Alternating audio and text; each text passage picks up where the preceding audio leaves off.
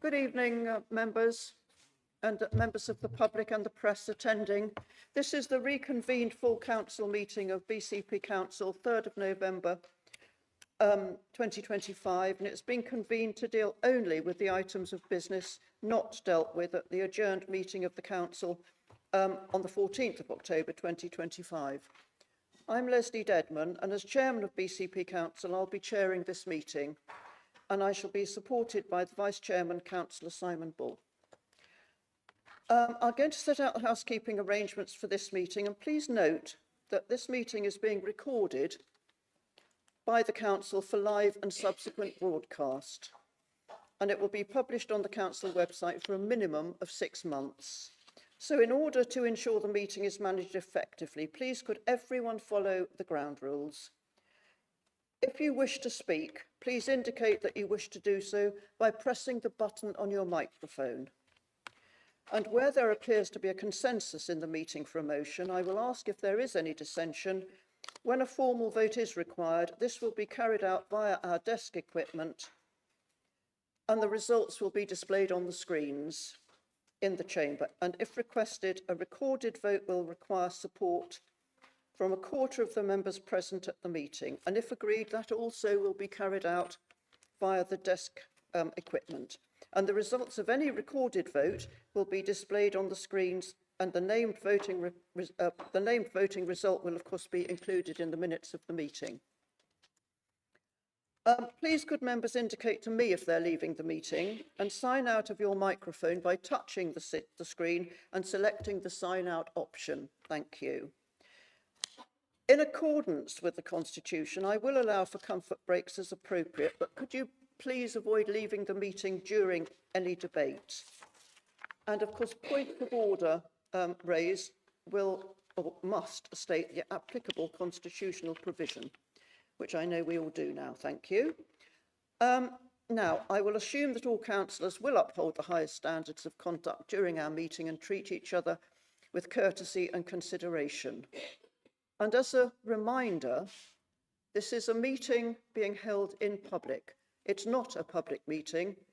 We have public in attendance to observe proceedings and the debate, but can I request that the members of the public, who are very, very welcome, but can you please remain silent?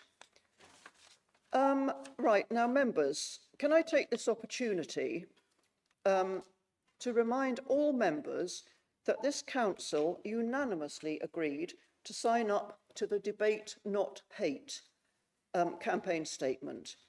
And I signed that statement on behalf of the whole council.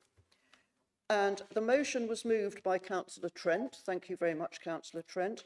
And the motion said, and I'm going to quote it now because it's important, "It's a privilege and responsibility to be elected to public office, and it's something which everyone should be safe and proud to enter into. However, increasing levels of public intimidation and the toxicity of debate aimed at and between local politicians is having a real impact on democracy. We need to see concrete action to protect current councillors and to ensure that future councillors feel safe to stand for election." And then this motion called upon all BCP councillors to demonstrate their commitment to tackling this issue by signing the Local Government Association's Debate Not Hate campaign statement, and for the chairman, i.e. me, to sign the statement on behalf of the council, which I did, and I was very pleased to do so. And this campaign statement refers explicitly to the toxicity of the debate, and it's directly applicable to this chamber and any members who have the privilege of being elected to sit in it.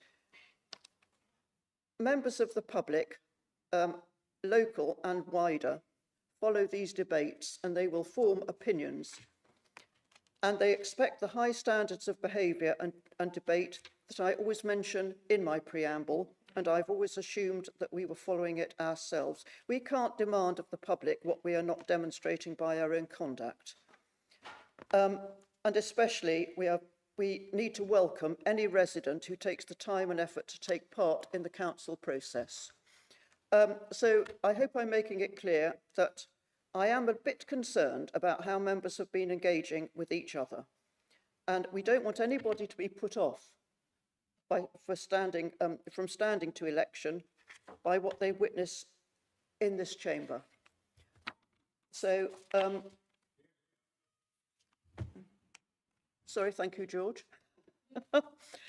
Yes, so I just want to close after all that reminder by urging all members to act in a way that encourages any public participation and receives it with respect, consideration and appropriate debate. And I'm sure our actions will not fall below these standards. And I'm just going to thank you very much for listening. I hope you did. And we will go straight on through the agenda to agenda item 1, which is apologies. And I'm afraid we have a lot of apologies this evening. Chief Executive, can you read them out for us, please? Thank you. Good evening, members. We have been notified of 22 apologies from the following: Councillor Sue Aikenhead, Councillor Hazel Allen, Councillor Sarah Armstrong, Councillor Julie Bagwell, Councillor Olivia Brown, Councillor Jude Butt, Councillor John Challenor, Councillor Brian Chick, Councillor Eleanor Connolly, Councillor Joe Salmon, Councillor Dwayne Farr, Councillor David Flagg, Councillor Paul Hilliard, Councillor Mark Howell, Councillor Lisa Northover, Councillor Chris Matthews, Councillor Chris Rigby, Councillor Vicky Slade, Councillor Michael Tarling, Councillor Claire Waite, Councillor Pete Miles, and Councillor Lawrence Williams. Right, thank you very much, Chief Executive. Agenda item 2, declarations of interest. Do we have any to report, Chief Executive, please? We haven't had any reported to us, but if any member is required to make any declaration of interest, they should refer to the flowchart that's set out in the agenda for guidance. Thank you very much, Chief Executive. Right now, we're straight on to agenda item 3, notices of motion in accordance with Procedure Rule 10. The first one is Standing United Against Racism and Division. Councillor Peter Cooper, can I see you, there we are. Can I call upon you to move your motion? And the thing I didn't say, members, sorry Peter, is that we do have 3 minutes to speak, and I'm going to really make sure that we stick to our 3 minutes. I'm sure it's quite easy. So Councillor Cooper, can you please speak? Okay, thank you very much. This motion really is of vital importance, really, because our communities deserve better than fear and division. In recent weeks, we've seen graffiti, zebra crossings defaced, extremist symbols, demonstrations that have spilled into harassment, and residents, often migrants or those from minority backgrounds, subjected to verbal and physical abuse. I myself have had a reinvigorated death threat in my ward, and I think that is something that we need to take into account. Not me, but everybody. Let's be honest, these are not isolated incidents. There are deliberate attempts to stoke anger, create division, and pit neighbour against neighbour. We must not allow this to happen here. Our message tonight is simple. Hate has no home in BCP.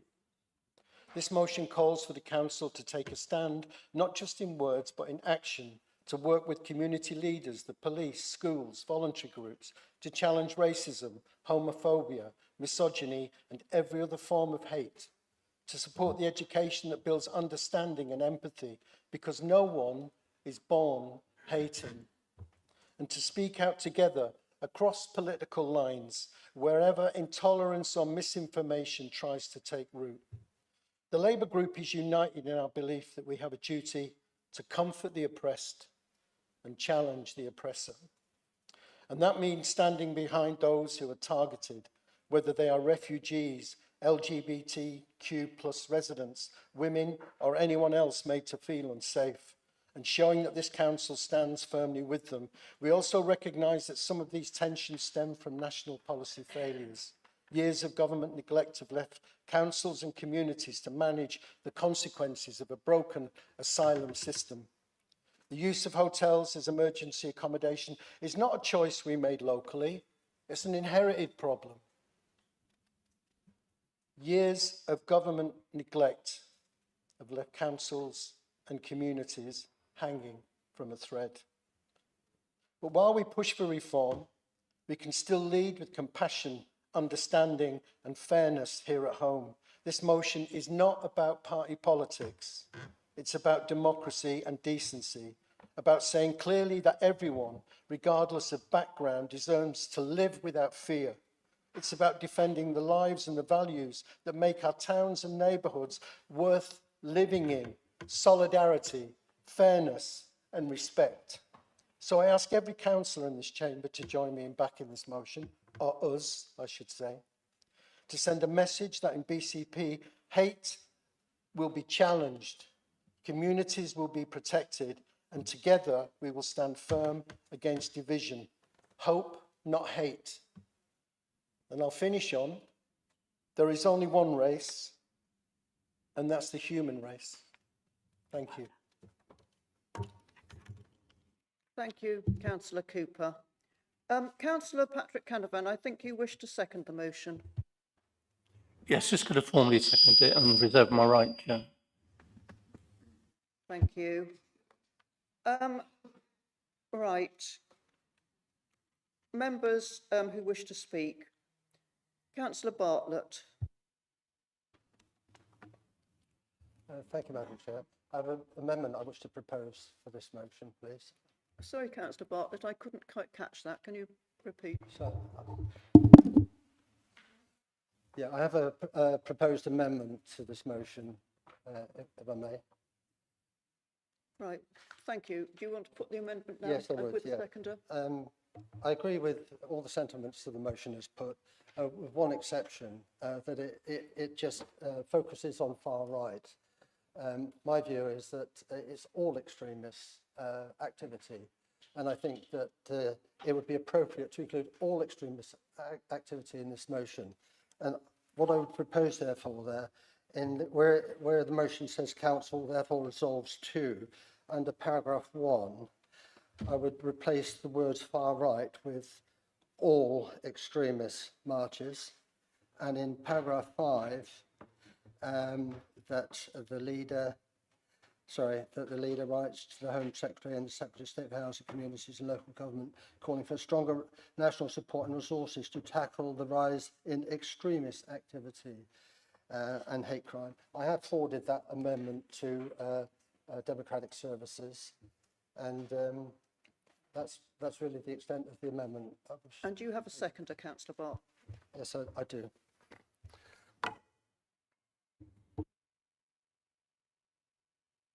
Sorry, you're seconding.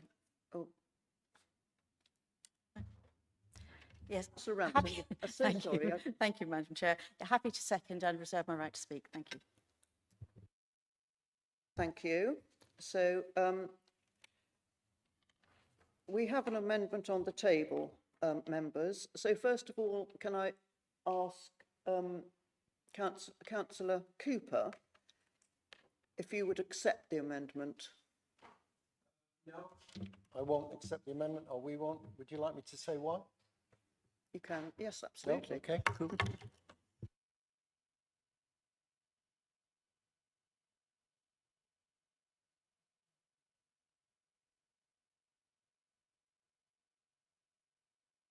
Try and be swift on this one. This motion is not about people who are being labelled as extremists. So the grannies against Palestine, grannies for Palestine, sorry to say grannies, I've got a very nice one. I don't see them as extremists.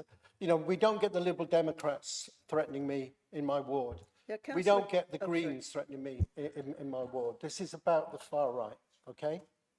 You're asking me to be quiet. Yes, I know, but I was in error. Or I misspoke, as Hillary Clinton once said. So I feel a bit like Pinky and Perky. One says yes and the other says no. No, It's don't. the llama in Dr. Dolittle. What shall I do? Sit down or stand up? Sit down. Thank you. Thank you. Yes, if only, if, so, yes, so we have the motion, the amendment from councillor Bartlett, which we have all been sent. I haven't got it on my screen because I haven't opened my screen. So, I first of all ask the monitoring officer if that is a valid amendment.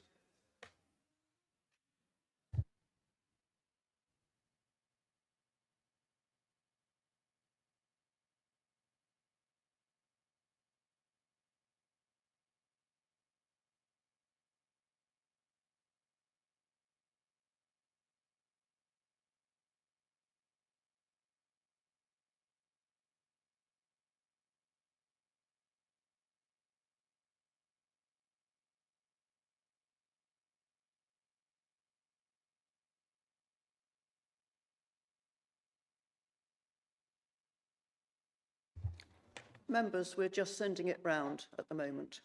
Thank you, councillor Bartlett.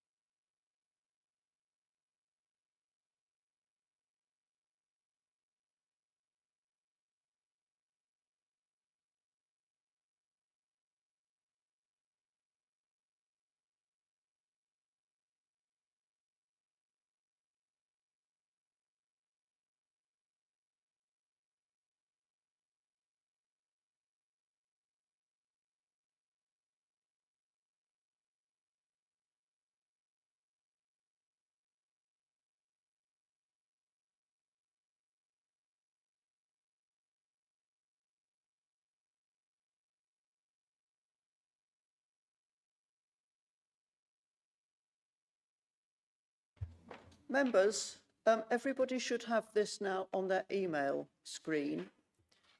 And I'm told by the monitoring officer it is a valid amendment. So I have a list of speakers, but can I remind you that we're speaking to the amendment? So councillor Wright, you're now speaking to the amendment and not the motion. Is that okay? It would have been if my amendment wasn't exactly the same as Steve's. So I don't really have a lot to say except for racism is abhorrent. It's a stain on our society from whatever direction it comes, whether it be left, right, up, down, should be wiped out wherever we can find it. And then I was going to propose an amendment, which is exactly the same as Steve's. So that's all we've really got to say on that. But if I think your grannies for Palestine wouldn't be labelled as extremist. I think they would be definitely not extremist, unless they did extremist things, of course. And then quite rightly, they should be arrested, if that's what you're saying. Thank you. Thank you, councillor Wright. Now, councillor Kate Salmon, are you speaking to the amendment?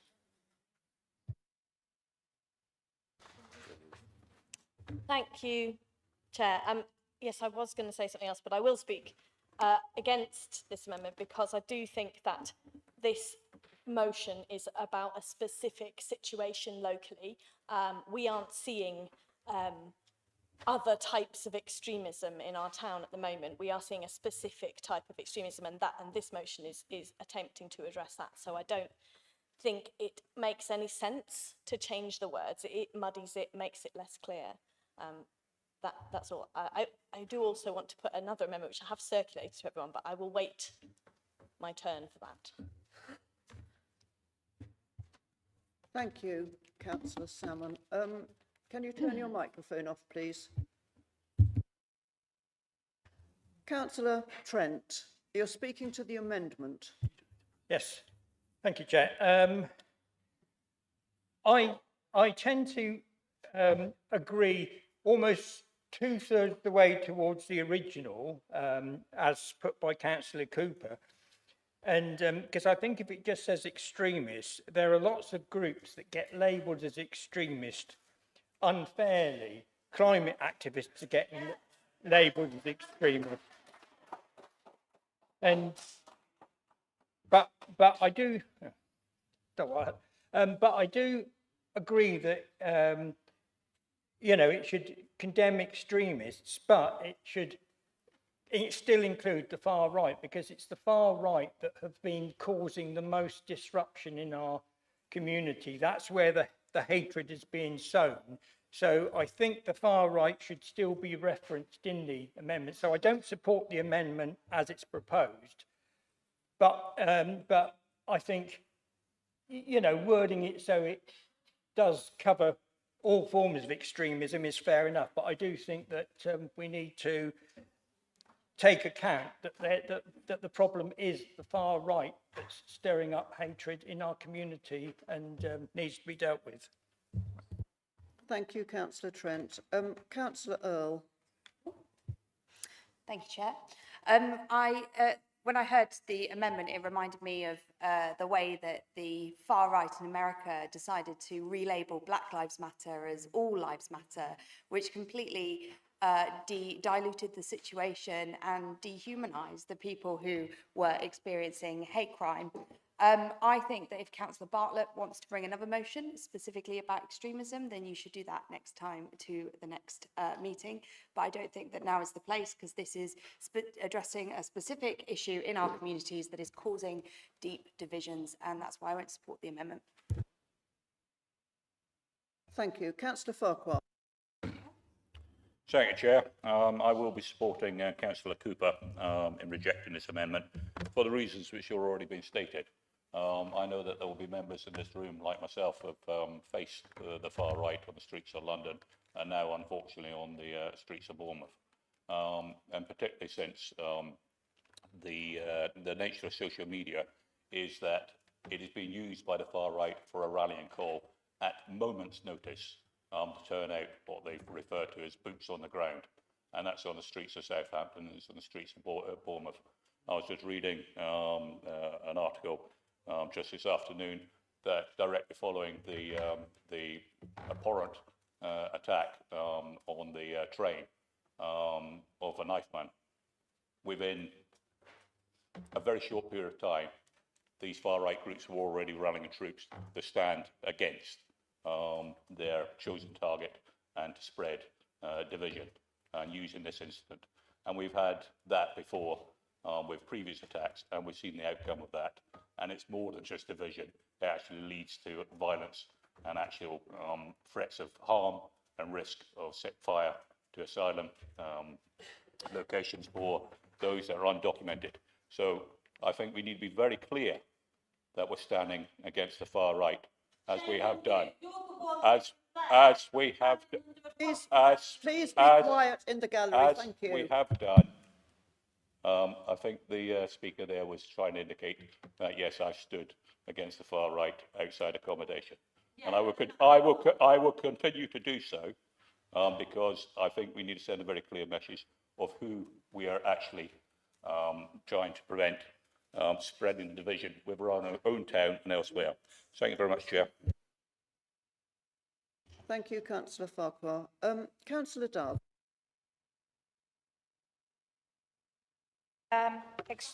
Racism is racism no matter which way you look at it, whether it comes from the left or whether it comes from the right.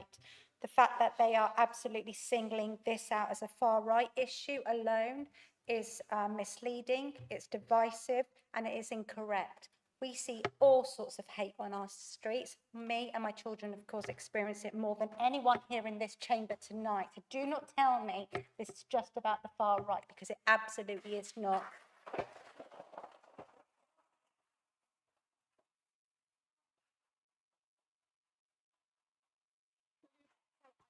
And on that basis... Councillor Dove, can you wait just a minute? At the beginning of the meeting, I did ask you to be silent. Now, can you please do that, or else I'm going to have to clear the gallery. Thank you. Thank you. So if we want to clear our streets of this hatred, then we need to be honest in our conversations. And that means looking at all degrees of racism, no matter where it comes from. We cannot say that we will allow some forms of racism just because it doesn't come from a political aspect from which they now don't support. And for that reason, I will be supporting Councillor Bartlett's amendment. Thank you. Thank you, Councillor. Councillor Rampton. Yes, thank you, Madam Chair. I really want to support Councillor Cooper's motion. And I've kind of written down a couple of things that he said, which really resonated with me, which were, you know, it's pitting neighbour against neighbour. Anyone made to feel unsafe, it should be abhorrent to everyone, whatever their background. But I support Councillor Bartlett's amendment, and I'm happy to second it, because actually, if you're a Jewish resident in BCP, you may well feel intimidated and afraid, and you may well be seeing graffiti which offends you and distresses you. So perhaps extremist isn't the right word in this context, but I think Councillor Bartlett was trying to avoid using that sort of political far right, far left. You know, it's just anybody, as Councillor Dove has just said, it's anybody who causes offence and distress to anybody. So I am very happy to support the amendment. Thank you. Thank you, Councillor. Councillor Gillian Martin, please.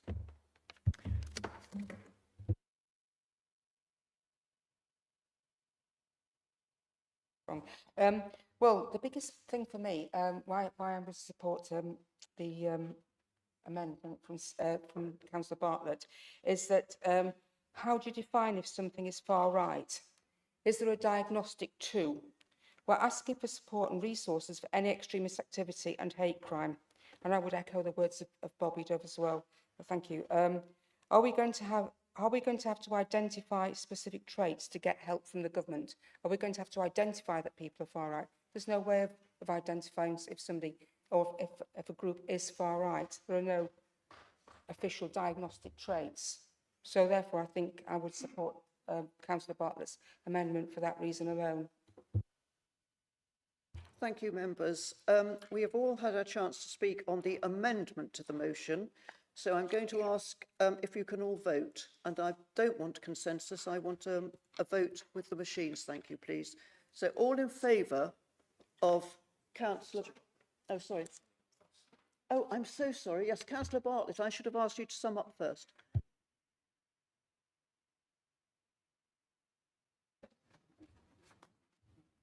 Thank you, Madam Chair.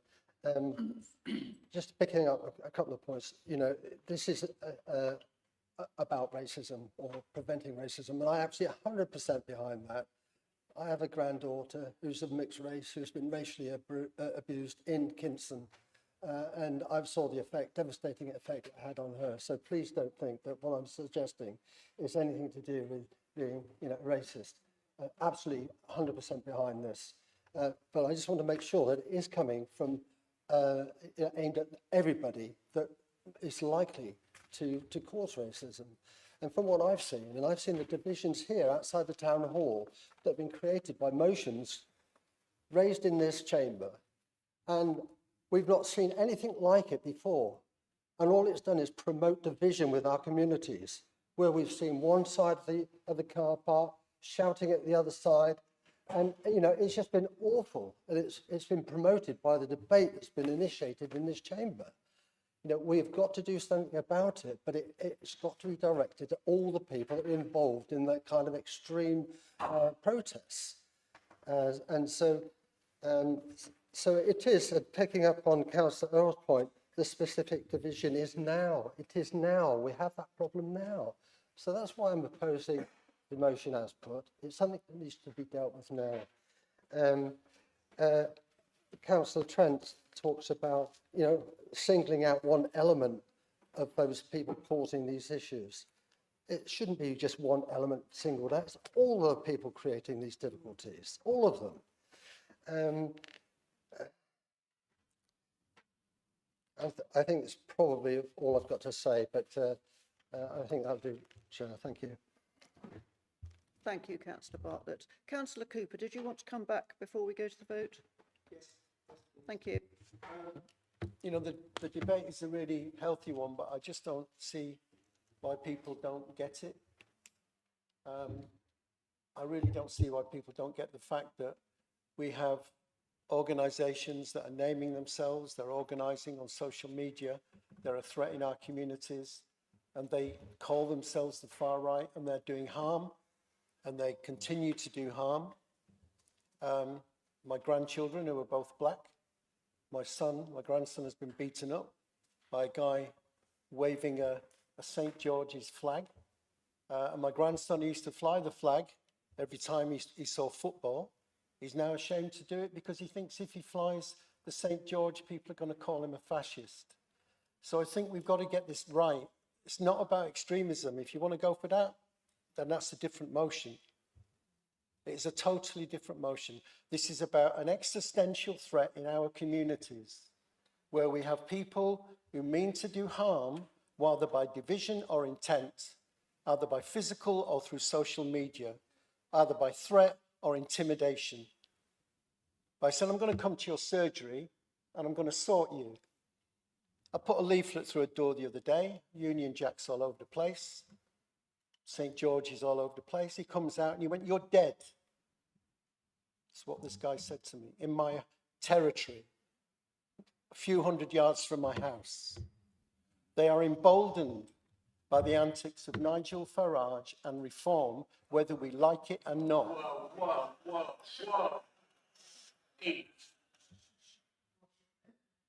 Bear with, just bear with. Be careful what you wish for. That is what I'm saying now. And this is not about attacking people. It's about unity, cohesion, defending our communities, and having a just platform, a democratic platform, which represents all political views that say we are against hate in our communities. We are against the far right and its antics. And we have hope in our hearts, not hate. And I'll leave it on that. Thank you.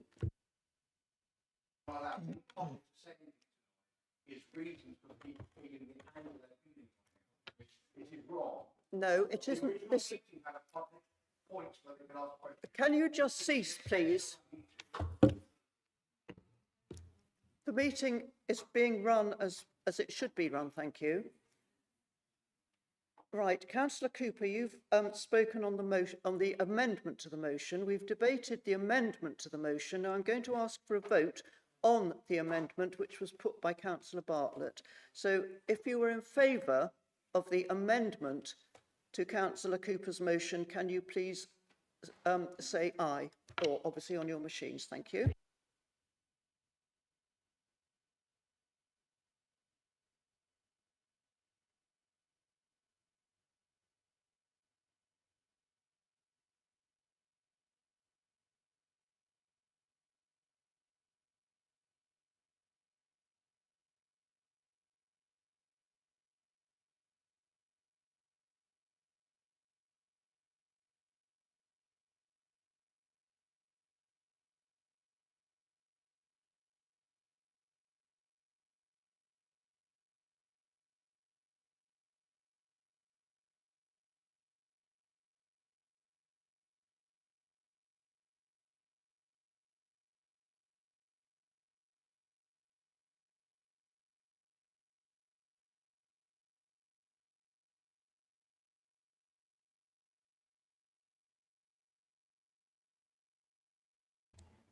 Thank you, members.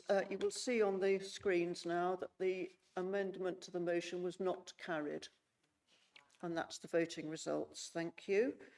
So we now go to debate on the motion, which has been put by Councillor Cooper.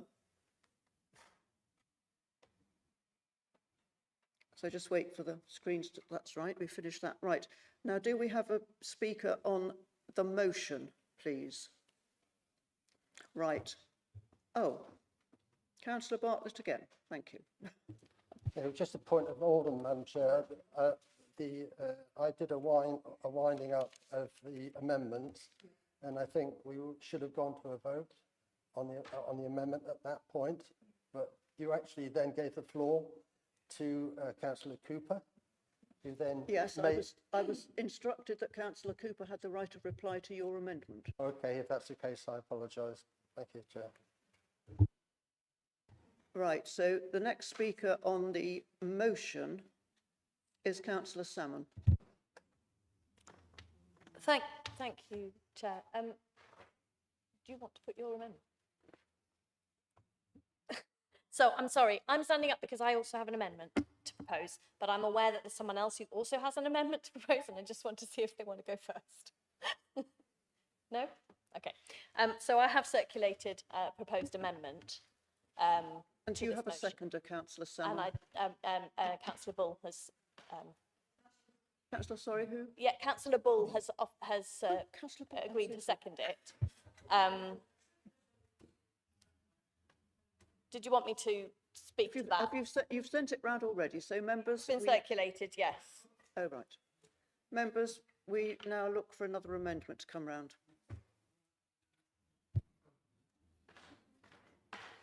So everyone should already have it. I sent it up 7:04 to all councillors. What was that? So everyone should have it. I sent it at 7:04 to all councillors. So hopefully everyone has got that. And do you want me to speak to it? And that's accepted, Now. is it, that it's a valid amendment?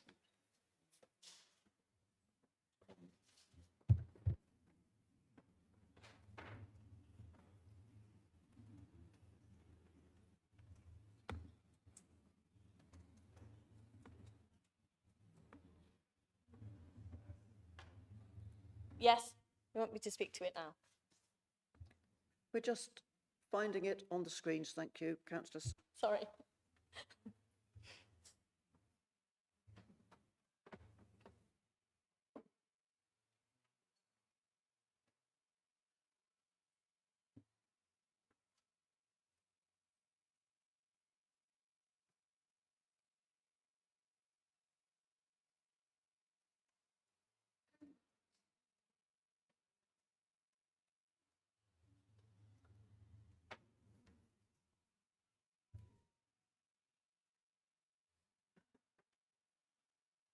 I'm sorry, Councillor Salmon, it's obviously taking a long time to reach up here.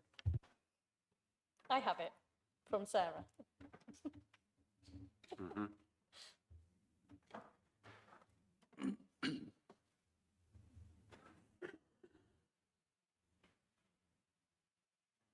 If it assists Chair, it was addressed to BCP Council, so it doesn't include democratic services, and it's for the monitoring officer.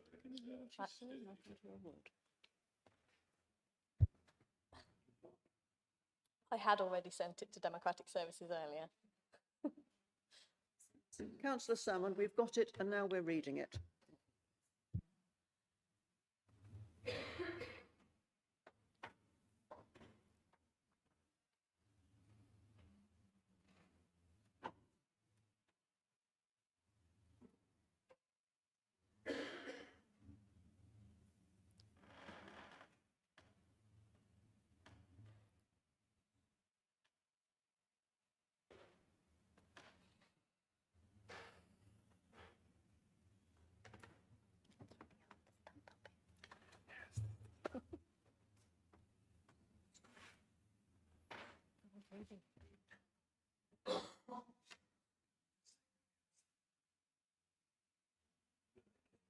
Just wait until we tell them to sit down.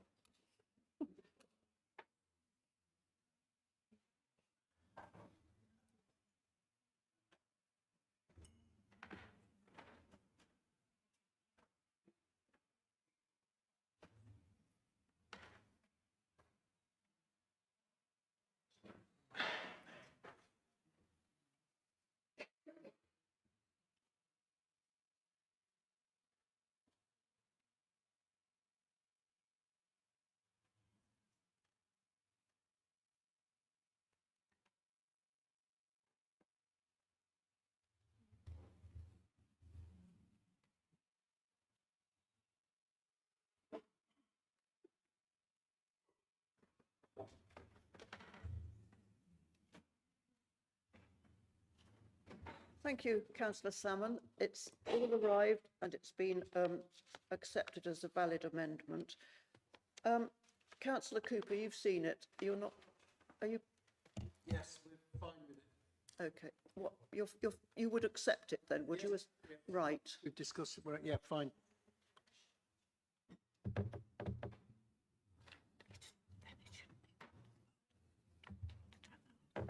Right. Councillor Salmon, I can see that it's quite long, but can you read it out so that members of the public and in the gallery could hear, because we've only got it on our screens, and that's so it's better for it to be read out. Thank you. Okay. There are two parts to it, really. The first part is under the section that starts council believes. It's just a rewording of bullet point 2 to clarify the language. So to delete the current bullet point 2 and replace it with that residents of BCP are losing out as a consequence of these incidents of hate-fueled vandalism, which must be cleaned up at their expense using scarce public resources, which would otherwise be spent on supporting communities and improving services. Excuse me. So that's the first part. The second part is under the section that starts council therefore resolves to, and it is a reordering of some of the points and some amendments to 2 of the points.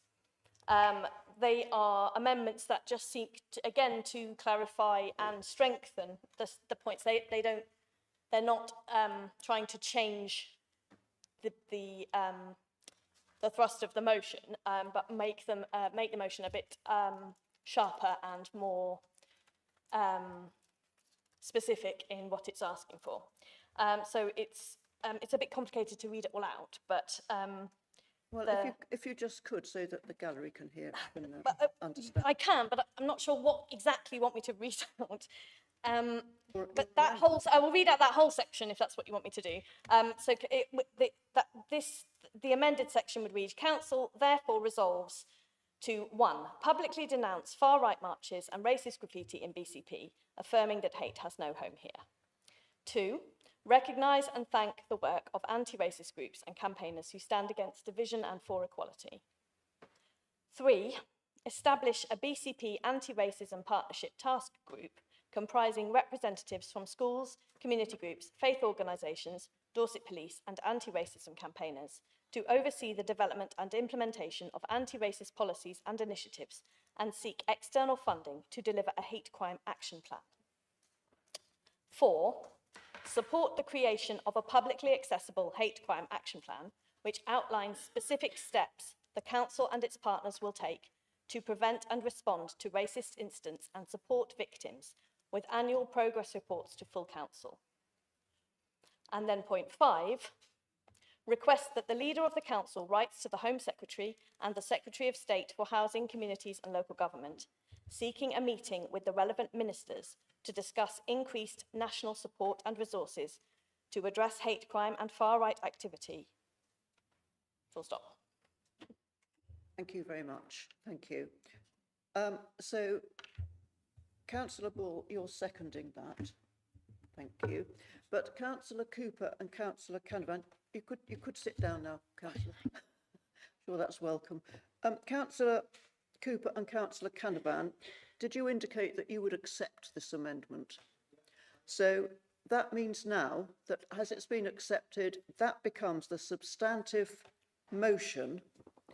So in other words, what we've got, yes, is if the council is content, that's the substantive motion that you've got on your screens with the amendment.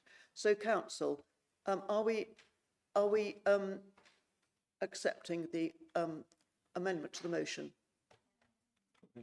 Yes, agreed. Oh, Councillor Dove, so how does...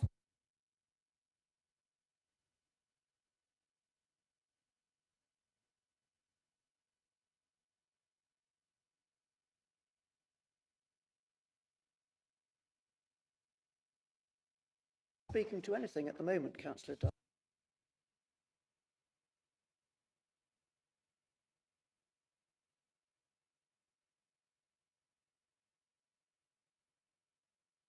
So, Councillor Dove, the main body of the council has accepted that Councillor Cooper and Councillor Canavan have accepted the amendment. So that main body of the motion plus the amendment is now the substantive motion. So I would now ask people who want to speak to the substantive motion, and it is Councillor Dove. Okay, thank you. Sorry.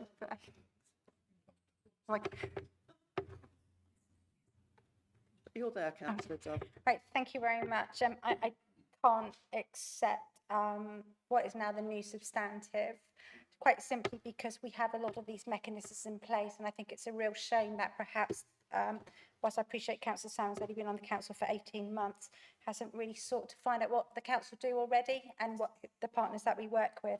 We have prejudice-free Dorset, we have an equalities footprint, which has been neglected by this administration, set aside. We had an equalities impact assessment panel, we had the Equalities Actions Commission, all of which that looked at this sort of areas. If there is a fear of rising crime in a particular sector, we have the Community Safety Partnership, of course, of which we are co-authors. And when that came to us, when it was presented for the strategy, not a single person spoke on it or raised any of their concerns. That is the mechanism to do it. Do I want to set up any new kind of quangos and committees and organisations to replicate the work that's already being done? No, because all we get is a talking shop. We do not need any more officers' time spread thinly on the ground. If we want to make a difference, let's use what we've got. Let's, instead of virtue signalling in this chamber, get to those meetings and start making a difference there. Because if that's what they really believe in, then that's what they should be doing. Thank you.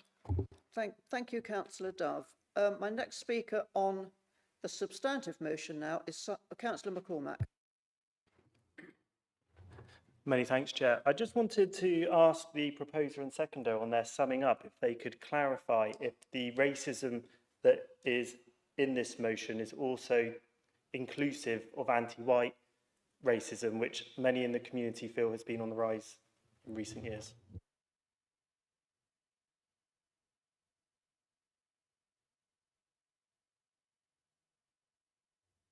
Yeah, that will come out in the summing up. The next speaker is Councillor Rickett. Thank you, Chair. Councillor Cooper talks about divided communities and the wish to restore unity and cohesion. Yeah, I find this motion is in itself utterly divisive, and probably to her shock for the first time for a very long time, I'm completely in support of everything that Councillor Dove has said. Thank you. Councillor Farquhar. Thank you, Chair. I just wanted to thank Councillor Salmon for bringing the amendment. I think it highlights something which gets overlooked, is obviously the public perspective, the public feel. I know that many members will have received communications from their residents as regards that. I know I have. And it can sometimes be something that some people might think is fairly minor or inconvenient to them, such as the painting of St George's flags on amenities. In my own ward and the neighbouring wards, for instance, we've got the good fortune of having the beach shelters, the cliff-top shelters. When these are defeated by or defaced by graffiti, it causes a great deal of constitution concern amongst the residents. I've had residents write to me to ask how can they explain to their children why the flags are appearing where they're appearing and why it is that they are having it appearing on the amenities which they enjoy. Everything from a beach shelter to just on a neighbouring ward on containers used for Sunday football clubs. So this is a concern with residents. Now, I've raised in this chamber previously and in the previous term is that as a council, we are not as rapidly responsive to racist graffiti as perhaps the public would expect us to be. We're constrained by the legislation, particularly if it's on private property. But that doesn't do away with the concern that residents have when they write to their ward councillors to say, what can we do about this, what they see as racist graffiti or racist symbolism appearing within their wards. And I do want to thank the graffiti teams that are working very hard, and as it says in this motion, spending valuable resources to clear away racist graffiti, which could be used on other services for our residents. But I think it's a valid amendment, and I'll be supporting it.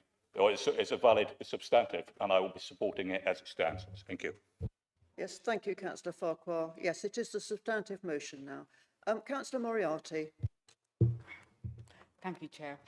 Across Bournemouth, Christchurch and Poole, we are seeing a terribly disturbing rise in far-right activity, racist graffiti, and acts of intimidation. These are not isolated incidents. They form a pattern that threatens the safety and cohesion of our communities. There's a lot of research, including that by Professor Dominic Bryan, who backs up what we already know about this. In contested spaces, flags and graffiti are not just decoration. They're used to mark territory and assert dominance. They send a message of exclusion, deepening division and hostility. And we've seen this play out locally. On Manor Road, a teenage boy was racially abused by a passing driver and then shot in the head with an air weapon because he was existing in a space that somebody else thought he shouldn't. Swastikas have been daubed on homes in the Eastcliff. St. Luke's Church in Winton was vandalised just hours after hosting an anti-racism meeting. Across BCP, roundabouts have been defaced with graffiti costing thousands to clean, and that money should be spent on services, not on removing graffiti. Nationally, the threat is just as real, and I just want to express my thoughts and condolences to the communities affected by the recent attacks in Manchester and an attack on a synagogue, and in Peacehaven, a mosque targeted in the suspected arson. These horrifying incidents are part of a wider pattern of hate, often fueled by far-right extremism. These acts are corrosive. They undermine trust, safety, and community cohesion. And I speak from personal experience. Having lived in the north of Ireland, I know the chilling effect of flags used not to celebrate culture, but to warn you, to tell you that you don't belong. And that feeling is visceral. You become hyper-aware of your surroundings, your identity, your accent. Nobody here should feel like that. And this motion is about leadership. It commits us to actually stand with those who reject with racism and division, to work with schools, police, community groups and faith organisations to build an environment and a community where everybody feels safe, valued and respected. Colleagues, this is our chance to send a clear message. Hate does not have any home here in BCP. Please do support this motion. Thank you, Councillor. Councillor Gillian Martin, please. Whilst I would reject, obviously, reject any hatred and violence, I also reject the notion that respond by banning protests as a category. The purpose of protest is to create change when people feel unsafe or not satisfied. We need to defend the democratic right of every citizen to speak out, so long as they do so peacefully. The real culprit here is our current government, who have failed in their fundamental duty of care to ensure every member of the population feels safe, which is why we've got the current rise in protests. Ordinary people are protesting because they don't feel safe. We cannot ignore their protests simply by labelling them far right. Yeah. Thank you. Thank you very much. Are you in danger of being labelled far right simply because by waving a Union Jack?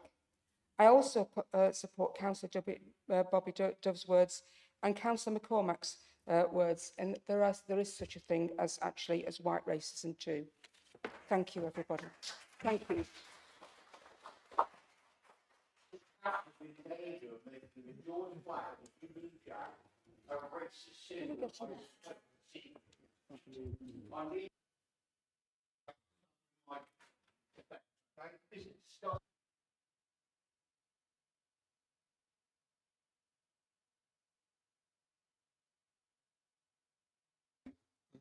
If we are also people who vote for you year after year. can you please leave the chamber? Thank you. Thank you very much.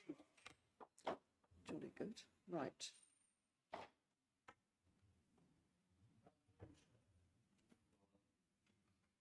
Can you? Thank you. We'll just wait till you've left.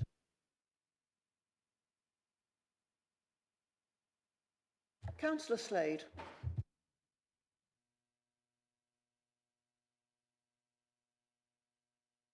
Councillor, microphone. All good? Good. I condemn all hatred, violence and intimidation in our community, but I cannot support this motion while it singles out only the so-called far-right marches. Extremism is not confined to one side of politics. It exists in many forms and all of it is destructive. As a Christian, I'm guided by Jesus' words in Matthew 5:9, Blessed are the peacemakers, for they shall be called children of God. And in Acts 10:34, Peter declares that God shows no favoritism. If God does not show partiality, neither should we. We should condemn all forms of extremism and hatred from any direction and work instead to heal divisions and build unity. That's how we honour every person in our community and truly act as peacemakers. Councillor Trent. Yeah, thank you, Chair. On Sunday, most of us here will be marching behind the Union Jack, and we'll be marching behind commemorating people who lost their lives in 2 world wars and several conflicts before and since, fighting for freedom. But the freedom that they fought for was the freedom against people being harassed on the basis of their race or colour or whatever. What is developing in this country now is what our forefathers were fighting against 80 to 90 years ago. And we really must not allow the Union Jack or the St. George's flag to be hijacked as a weapon in some kind of war against people who aren't like us, or whatever the term is. As I say, when I served as mayor, the St. George's flag was used regularly with Scouts events, celebrating the hard work that the people in the Scouting movement do. I think that the Union Jack and the St. George's flag belongs to us, but it doesn't belong to people who are using it as a weapon to promote hatred. That is the big difference. If you're using the flag to commemorate the fallen and to celebrate our country, that's good. But if you're using it to hold it up and say, we don't like you because you've come from somewhere else, then that is totally wrong.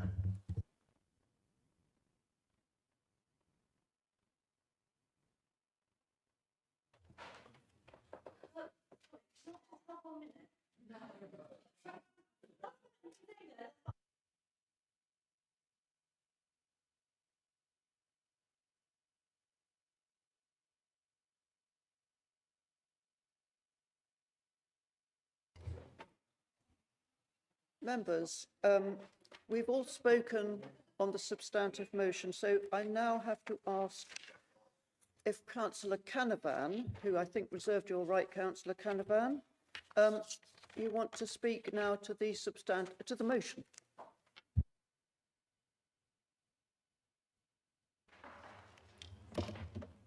Thank you, Chair. Can I thank everybody who's contributed to the debate? As has been said a couple of times during this discussion, we are dealing with a very specific form of attack. And I use the word attack advisedly. This is not accidental. This is not people trying to be patriotic. And it's not, I repeat, about people being scared. There's no people being scared here, not on the basis of the emails that I get or the hostility that I get on the street. There's nothing scared about that. That's pure, outright intimidation. And it is, whether people like it or not, politically motivated. So in terms of this motion, this does call for action rather than just words. And I'm very grateful to Councillor Salmon for her amendment. As Councillor Tredd has just described, the use of flags has been hijacked. The use of graffiti is not just offensive, but is intended to be intimidatory. Demonstrations outside asylum hotels is also intended to be discriminatory. And they're doing that not because they're scared, but because they want these people to go home because they don't like migrants. And that, Chair, is racist. So you'll see, Chair, from these discussions that these people are not scared. They're not even scared about using intimidatory activity in this council chamber. And that's what we're up against. We have to use every means at our disposal to fight this scourge of racism that is infecting our communities. And I'm not going to be browbeaten or spoken down to by rabble that you should have been excluded streets. That's, we're just protesting, we don't want to protest. We're not for it, we care about the street. I'm going to, members, the meeting is adjourned.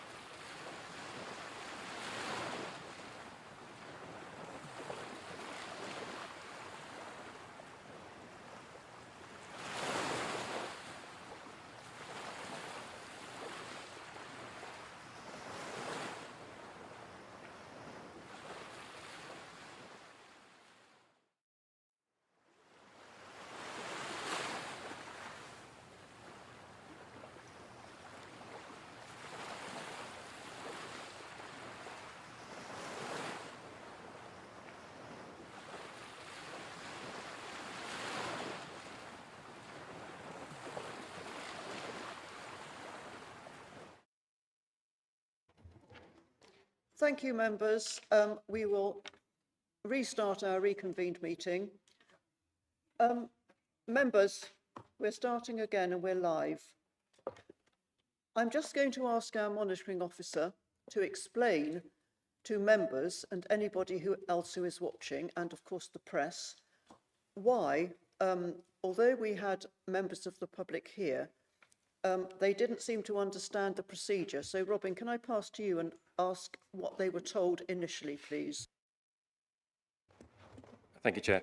So this meeting, as you explained, is a reconvened meeting of one that was adjourned 2 weeks ago. That means the agenda cannot be changed, and the public participation that took place in the first meeting cannot be repeated because this is not a new meeting as such.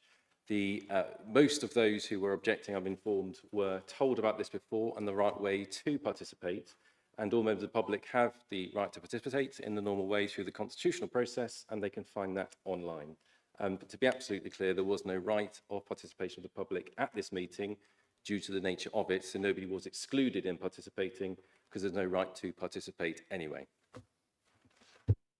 Thank you. And I think that was also made clear by the Democratic Services officers. Right, so having got this far, Councillor Canavan, you did get interrupted rather, and I don't think any of us really heard what you were saying over the shouting. So can I ask you to recap briefly, or indeed, recap for 3 minutes if you want to?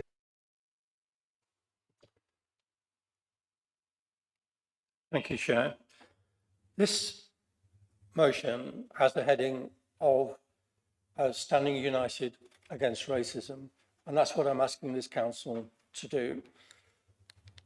So that disturbance, I will no doubt get a couple more emails added to the ones that I've already had, but I think it ought to be clear to members that those are nothing to the threats which certain members of this council have already had, both on their person and on their houses. That's how serious the situation has now become. So we are fighting a situation where there is a national outbreak of racism, and we have to call it out for what it is. And that has been evidenced, as my colleague Councillor Moriarty mentioned, in the situation in Manchester and in Peacehaven. So what we are calling for here, despite the arguments about words, is for action to take, for the council to take action to take this issue forward. And just to pick up one of the points that Councillor Dove raised earlier, if I thought the community partnership had any role in this, I would use it, but it doesn't. This is about us collectively, with all our partners, acting together to combat this rise in racism across our conurbation. People are hijacking flags, they are using graffiti for intimidatory purposes. So it's not an expression of being scared, it's not an expression of anything other than hate. And as Councillor Cooper made in his opening remarks, we should be saying quite clearly, there is no place for hate in our community. So thank you for your understanding, Chair. Thank you. Thank you, Councillor Canavan. Now, over to you, Councillor Cooper, to sum up. And can I note that I think there were a couple of questions from the debate that came through. So if you sum up on the motion, thank you. Thank you. Where do I start? My gran said to me when I was a kid, you're one who's going to throw the cat amongst the pigeons all your life. And that was in the back street of Salford. Someone said about anti-white stuff. The far right are anti everyone who doesn't agree with them. I've had abuse thrown at me. I'm white, I'm British, born and bred here. So that, you know, it's not just, we're not being anti-white, we're being an anti-political stance. And whether we're brave enough to have that conversation. Lenin said, and someone quoted the Bible, I often quote Lenin, and Trotsky sometimes. Lenin said that the lumpen proletariat would be organized against themselves for the benefit of the ruling class. And that is what we're seeing today. It saddens me that my class, that working class people are screaming blue murder at me. and have threatened me and have threatened us and are frightened and they're feeling vulnerable and afraid. That's why they're acting like they are. And that's been fueled by far-right political ideologies. Someone was talking about the things that were the essence of what was coming in the 30s that made people become fascist, that they hate their neighbours. And the same thing happened in Bosnia-Herzegovina, when through political ideology, neighbour against neighbour, people started to kill each other, whatever their colour, whatever their creed, whatever their class or belief, based on political beliefs or systems of beliefs that were manipulating them for their own good. That's what we're witnessing. So this council has a job to do. How can we listen to the working class people who are trying to tell us a story? They're trying to tell us, in the motion it says work with community leaders. Well, let them bring their community leaders forward. Let them bring the people that talk and fuel these kind of policies put forward by Farage and his ilk. And we can deny that in this chamber, that it's not happening, but it is. So this motion is not about division, it's about cohesion. Come and talk to us, come and tell us, and maybe BCP Council, and we can do our jobs better in communities to represent everybody. I'm angry about this. St. George's flag, that was something that was mentioned. It's only the antics of the far right that have taken the St. George's flag.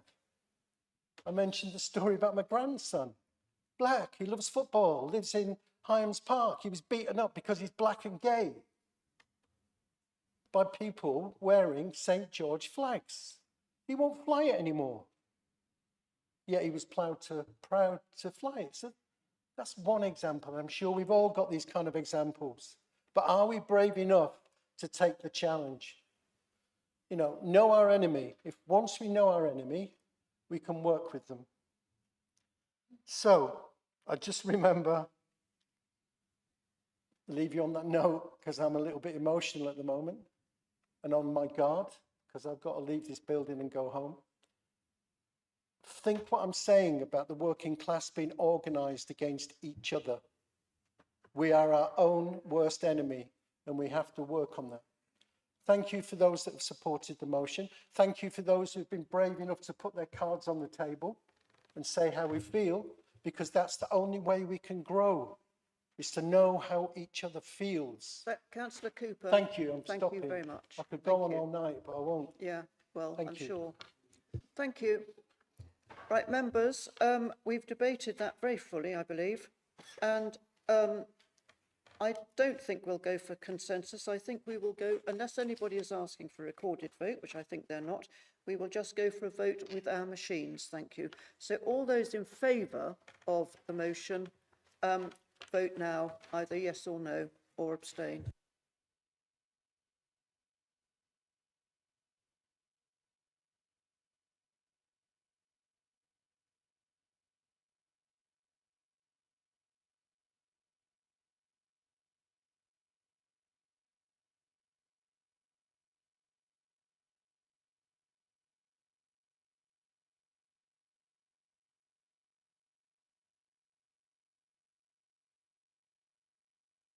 Has everybody voted? Yes, thank you.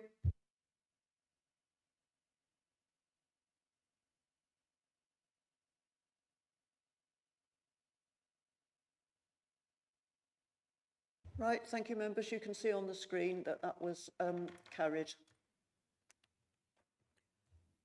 Thank you very much, everybody, for going through that. And now we move on to agenda item. I've got the second one of agenda item 3, which is from Councillor Millie Earle, your motion opposing Labour's digital ID scheme. Can I call upon you? Thank you, Chairman. One of the reasons why I joined the Liberal Democrats was our party's commitment to liberty, particularly relating to the Conservative Snoopers Charter over 13 years ago. This was a pivotal moment for me in defining my own political identity, and I was understandably mortified when I saw Labour would be reviving their decades-long obsession with ID cards, and even more so that it would cost billions of taxpayers' money for the privilege. The plan, as outlined by Prime Minister Keir Starmer, will require every resident to obtain a digital ID to access public services and to work legally in Bournemouth, Christchurch and Poole and across the UK. This is not a voluntary convenience. It is a mandatory condition for participation in society, and it risks criminalising millions of people in our communities, particularly older residents, those on lower incomes, and anyone without the access to the required digital technology. I don't need to explain to councillors the budgetary challenges that all local authorities face, but I do want to remind councillors that we have families in our community struggling against a broken SEND system, and that debt to meet need is creating an ever-growing pressure on our budget. Now, the government, despite pleading poverty at every opportunity rather than making difficult political choices, seem to have discovered billions to spend on this digital ID scheme. I want to be clear with government that BCP Council values liberty, privacy and fairness, and that no resident should be treated as a suspect by default, and that access to healthcare, education and employment should not be contingent on a government-issued digital ID pass. Instead, we need this money desperately in local government to deliver services for our most vulnerable residents and provide the much-needed library services, splash parks and contributions to local events that we all want to see and which are at risk due to a lack of support from the Labour government, as demonstrated by them saying no to allowing us to charge money to service SEND debt to the high needs block and kicking the school's white paper into the long grass. Families with SEND children need that money now to create a system that works. Councils need that money now to prevent further spiralling debt impacting local services. The priorities of this Labour government are wrong, and that's why I'm asking Council to formally oppose the government's digital ID plans by writing to ministers and ask MPs for their commitment to advocate for the cost to be diverted into SEND and ensure no resident in our town is left behind as a result of a national identification scheme. Thank you. Thank you, Leader. And you have a seconder, I believe, Councillor Herritt.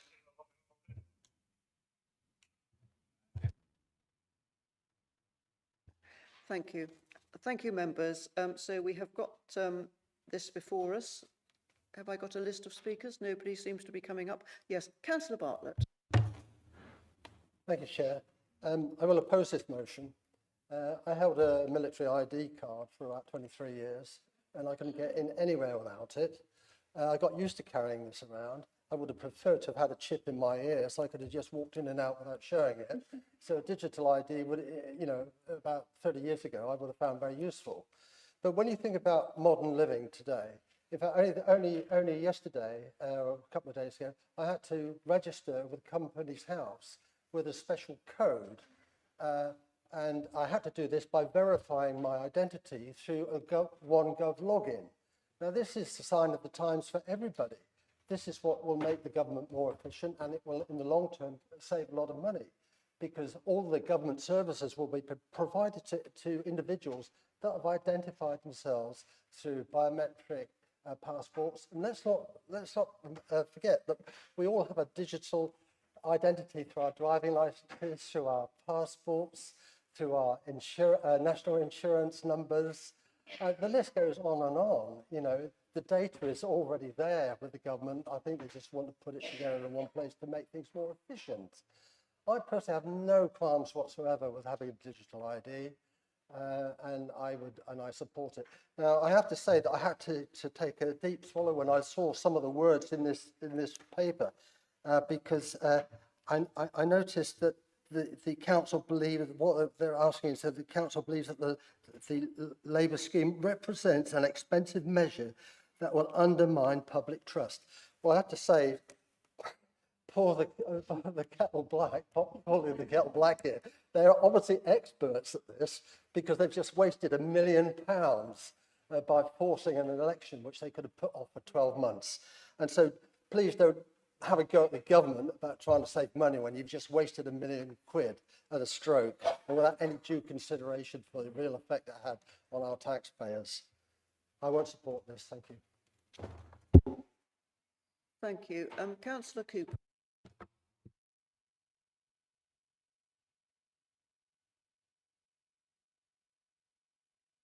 I'm kind of opposing the motion. You know, while I understand and share some of the concerns raised, particularly around privacy, digital exclusion and government overreach, I believe this motion is premature. And at this stage, we simply do not have the detail. The scheme is still in consultation and it's in kind of 4 or 5 stages. So we have the framework and certification stage, which takes us to the back of 2025. Identifying people who will take on services and know how to use that's a really complex bit of work. A report will come back on that one about how that's working. Then there's the early rollout and voluntary adoption, which is mid-25 to 26, where citizens can begin to create their own digital IDs voluntary. And again, there's a consultation process going on through all this.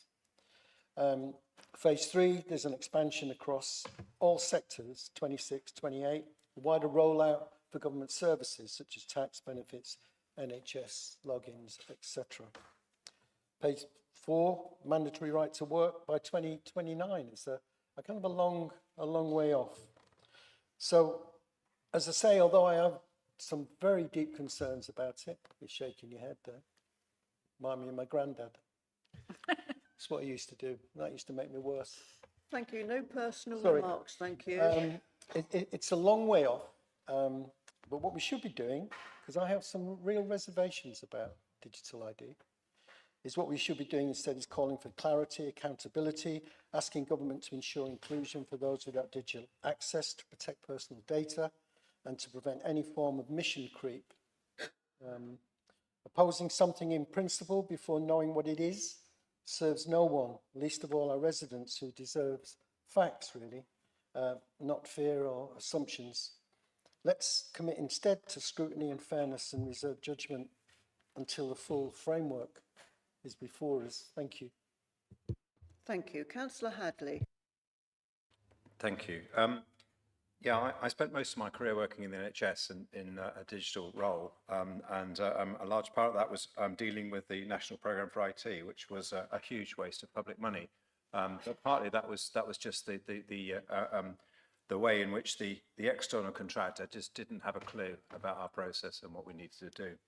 And I'm also reminded of the Horizon scandal and how it's easy for these big contractors to, in both cases actually, to blame the customer and to hide their mistakes. And I'm really worried about things like Doge, the American setup, where we're linking all these things together. There are some great things you can do if you link data together, but there's also significant dangers in that.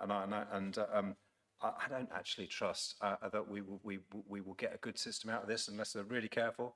I don't really like the motion because I think it's very political, and I think that's not actually that helpful. I think it is more about what are we trying to achieve here, what benefits will it bring to the members of the public, and also when you go for a passport, you pay hugely for a passport now. It's a voluntary thing, you don't have to have a passport, but as a member of the public, we pay significantly. And again, I can just see a whole load of costs getting loaded either onto us through our taxes or in voluntary signing up in the early stages. I think actually I'm going to probably abstain on this one because I think it's something that we should be very careful about and cautious about, but I do hear what Councillor Cooper just said in terms of its very early stage, but I'm deeply cynical about it. Thank you. Thank you, Councillor. Councillor Farquhar. Thank you very much, Chair. Yes, it's. I agree with Councillor Cooper. This is far too preemptive, far too early. You look at the council. The council further notes the government's plan. There's 4 paragraphs there. 3 of them start with the word could.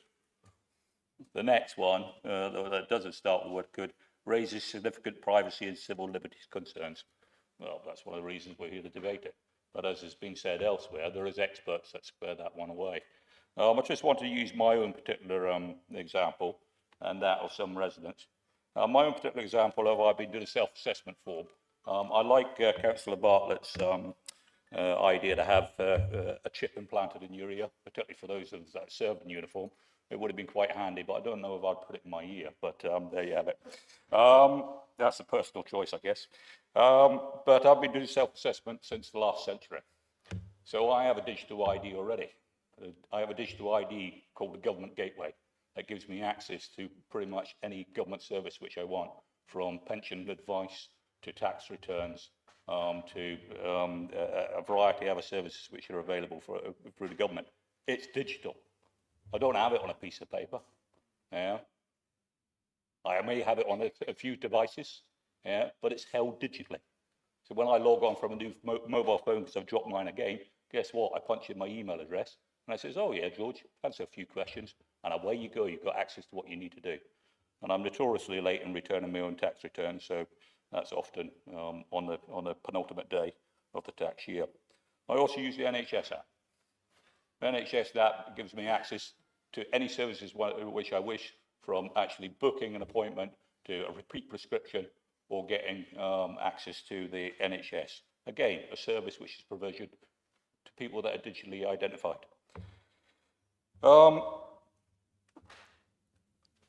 Council systems here.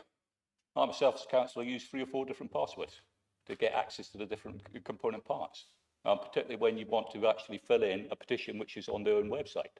So residents will find that's the same. So if a petition comes through, which is not on one of the more commercially available ones, but actually on the council's own preferred systems, you have to use a different password than one which you'd report an issue to about a pothole, or you'd ask for a particular service. So our residents have 3 or 4 passwords that they have to use just to speak to us as a council. Now, surely, if you had a digital ID that identified who you were, where you lived, and what your identification was, you could have access to those services in the case of just one click. Yes, it's me on my device. And you could report your pothole. You could ask about your council tax return. And you could certainly... Councillor Farquhar, you've got over your you minute. could certainly return a petition correctly that the council would accept. So I think it increases the amount of interaction with government services, including our own. Thank you. Thank you, Councillor. Councillor Canavan. Thank you, Chair. I'm going to do something quite unusual. I'm going to ask the mover and seconder to withdraw it, because it is so incredibly premature as to be meaningless. I mean, can you imagine? Here is the leader of BCP Council writing to ministers and members of Parliament saying, Council welcomes the Liberal Democrat consistent national opposition to Labour ID cards. You think the government will be remotely bothered? I'm not bothered. I'm sure they won't be either. There is no way in which you can anticipate what this proposal is going to be. Consultation hasn't started. There is no bill, no white paper, no even green paper in front of Parliament at the moment. So all you're completely relying on is speculation and the occasional press release from number 10 Downing Street. That's not enough to build a motion like this on. And it talks about, the leaders talked about how much it's going to cost. You've no idea how much it's going to cost, because the whole purpose of it is to save money in the longer term, as Councillor Bartlett referred to. So it is so incredibly premature as to be pointless. And I really take exception to us debating motions that are completely pointless. So I would humbly suggest that the mover and seconder withdraw it, and we'll come back to it when actually the consultation starts and we can actually do something about it. Because in the meantime, the government will probably just ignore it in the same way that this administration has ignored residents in relation to town and parish councils. Thank you. Councillor Rampton, please. Yeah, thank you, Madam Chair. I'm not completely sold on this thought of digital ID, but then I'm dragged kicking and screaming to anything like that. When the COVID app came in, I was, but allowed to use it. The NHS app, it's fantastic. I use it all the time. It works really well. So there are lots of aspects about it that I'm willing to kind of wait and hear more of the detail about it. But I do think it's ironic that the administration have brought this, this motion forward, Because as my colleague has said earlier, not only have they spaffed £1 million on an election that they didn't need to, but they've brought in this ridiculous Ringo car parking system. And I don't know about anybody else, but I get lots of emails from residents saying, well, I feel completely excluded from parking now. It's really difficult. It costs me extra money. It cost me an extra 40p to what it did before it was brought in. And it does affect those without access to digital technology. It affects older people. And of course, it affects people who are in a cost of living crisis. So I will not be supporting this. I think it's a ridiculous motion, quite frankly. And as others have said, it's far too early, so it should be withdrawn. Thank you. Thank you, Councillor Rampton. Councillor Dove. Thank you. I agree in terms of I'm not sold on digital ID schemes. I don't see any purpose for it. We have plenty of other measures to prove who we are. And I'm particularly not supportive of the reason as to why they're being brought in. Well, let's be honest, is the government bringing it in, trying to appease what we refer to as the far right as part of an immigration crackdown, etc., etc. That's why this old trope of an idea has been rolled out. And if I'm honest, where we've seen people sitting on park benches being asked if they're an immigrant or born here, this just screams, where are your papers? And I don't really fancy going back to 1934 Germany. And for that reason, I would have supported this motion. However, I really hate and I despise, and I'm surprised that this motion is being allowed to go through on that very last paragraph. The council welcomes Liberal Democrats' consistent national position. We are not here to fight a Liberal Democrats' national policy. We are here to advocate for our residents. And if that's what we are doing, then we take that last line out because it's completely, utterly inappropriate to have it come forward to a council where this council is writing using the name of the residents to fight their own national battles. And for that reason, I'll be voting against. Councillor Cox, please.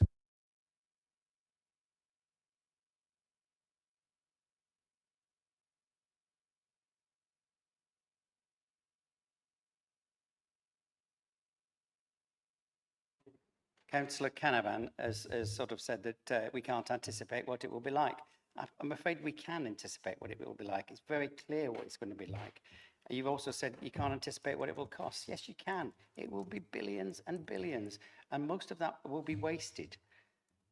Now, the big question is, and a number of people have already said this, you know, will I use it? Yes, I probably will use it. I use all sorts of digital skills. I've gone onto Companies House and I've given them all my details, so I have to do what I have to do.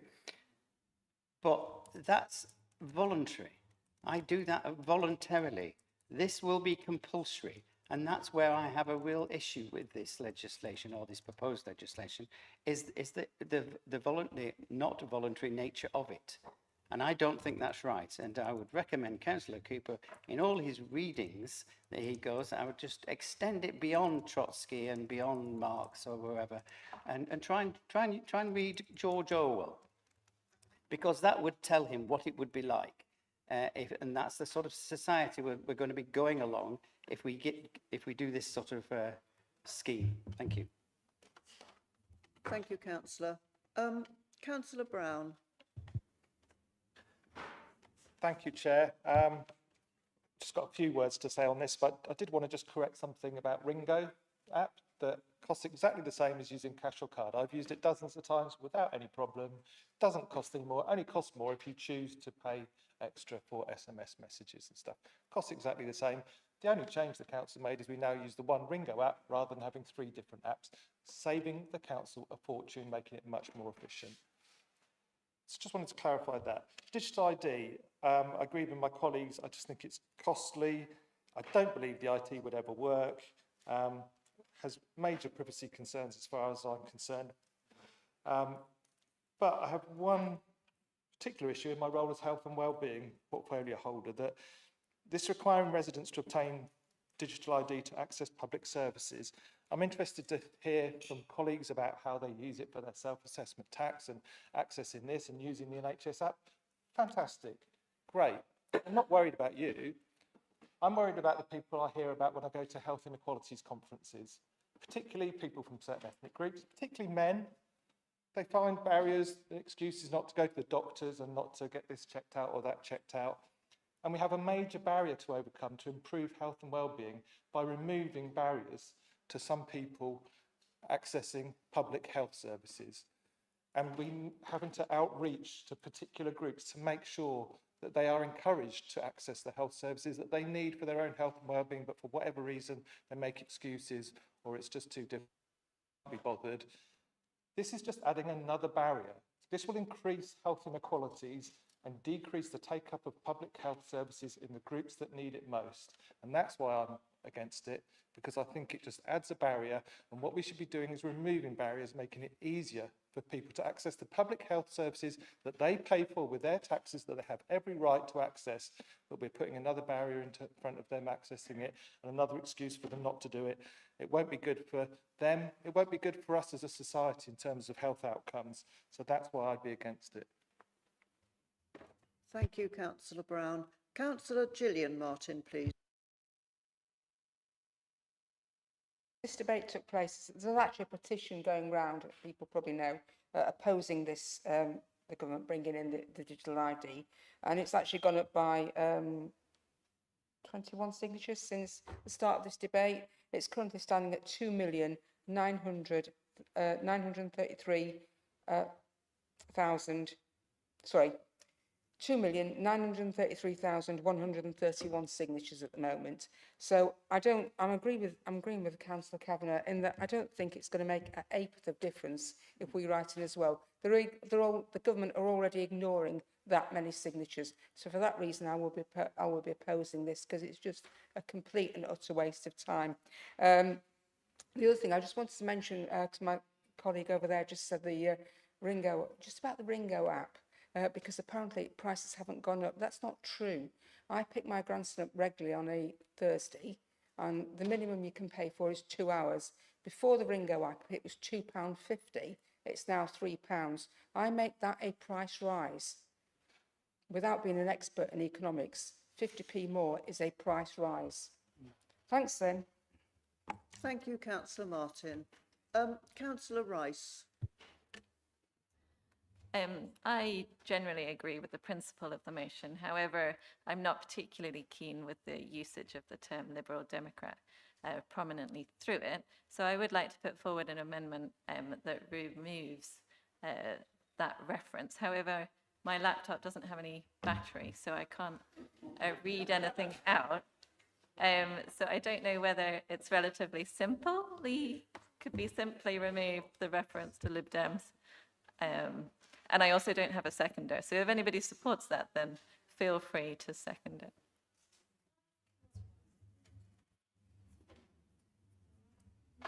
Yes, do you want to come up, leader, or do you want to do it from down there?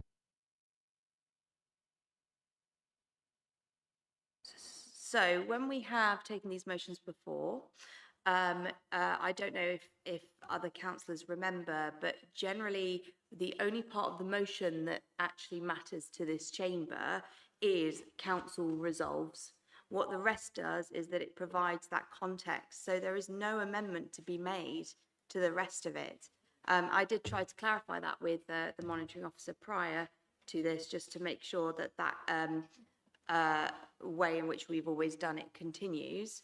But because the actual actions are what's important, I don't see why there needs to be an amendment, or if you can even amend the other bits.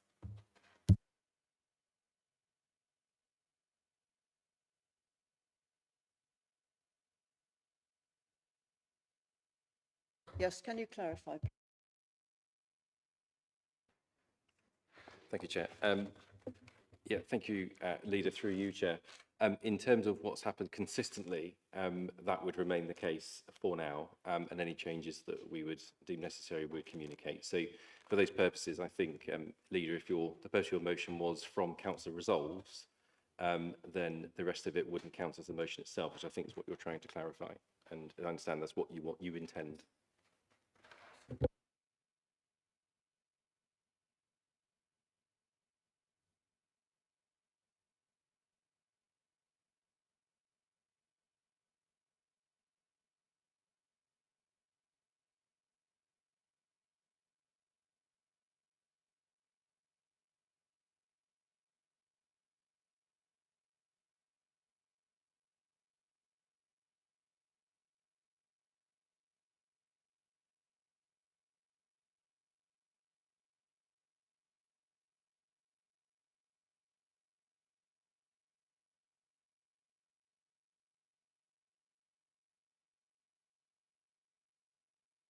Rice. Thank you, Rob.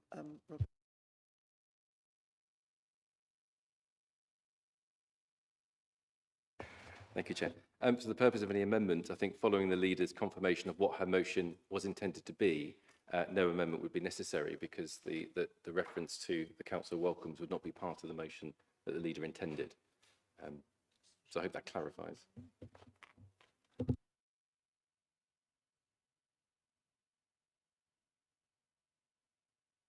Councillor Rice, are you trying to speak? Are you trying to withdraw your amendment?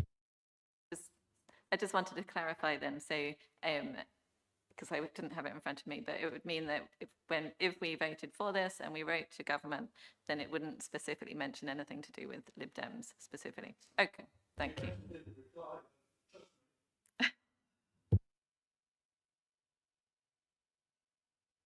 So, yes, can the monitoring officer say whether that's right or wrong?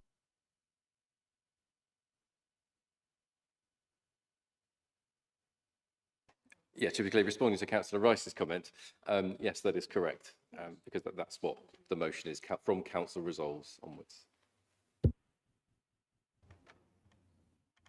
So, Councillor Rice, are you withdrawing your amendment? I understood that there wasn't really anything that, unless...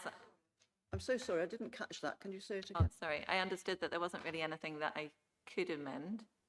However, I am still sort of thinking that actually the way that the motion is written and the whole thing that we're passing does still mention the Liberal Democrats, and so I'm wondering whether actually it is still relevant to the publication of the motion.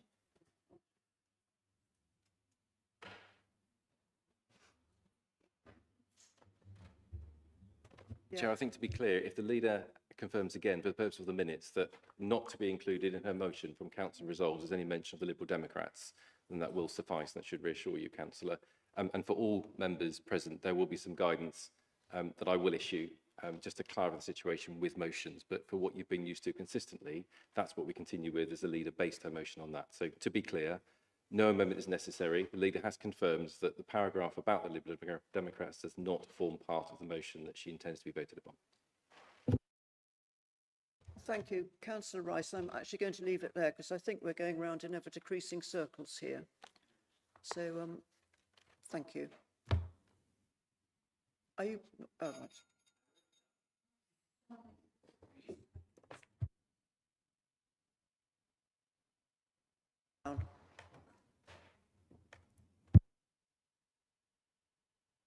Yeah, you're going to have to forgive me because unfortunately, Robin, I can't always hear everything that you say.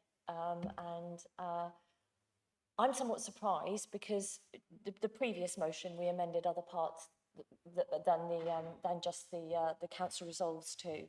So I don't understand what we're doing here. And as much as suddenly we're only amending in certain parts of motions and we're not amending other parts of motions, I didn't actually hear what Councillor Earl offered, and I still haven't heard clearly. There's something about the way you speak. I just don't hear everything that you say. So if you could be clear again, and are we removing all aspects, all mentions of Lib Dem in this? Because if we're not, this remains a highly political motion, which obscures perhaps a proper debate. So I'd be very keen to hear again, please, and I apologise for not being able to have caught it just up to this point. Thank you, Councillor. I shall call upon the monitoring officer again, please, to clarify again.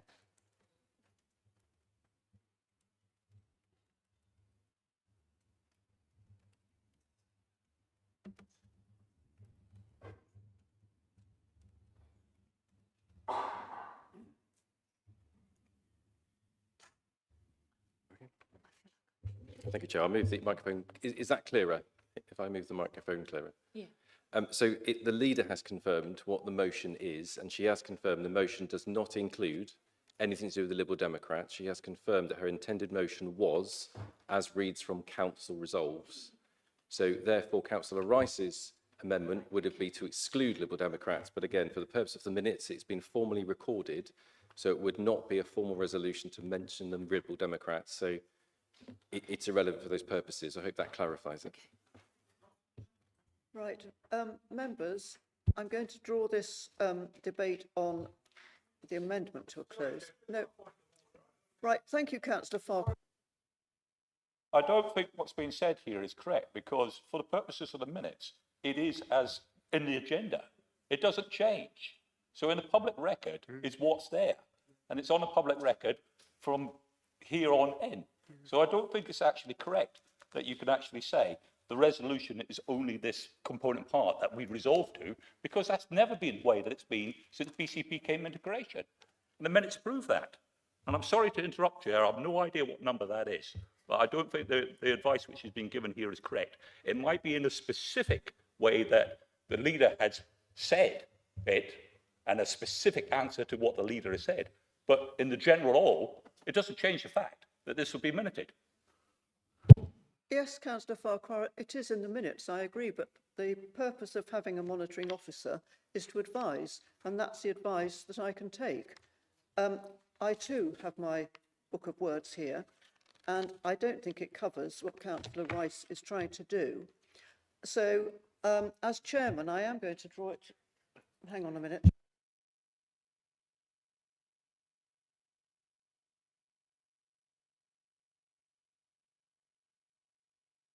Right, after all that, I am still going to draw it to a close, because I think, again, as I did say, Councillor Rice, we're going round in circles. Councillor Farquhar, I agree, yes, it's in the minutes, but then so is a lot of other stuff. So I can't see your point. I have listened very carefully. I have read my constitution on it. So I think we'll leave it there. I have actually no other speaking requests. Does anybody want to speak before I ask Councillor Herritt? Right, Councillor Herritt, please.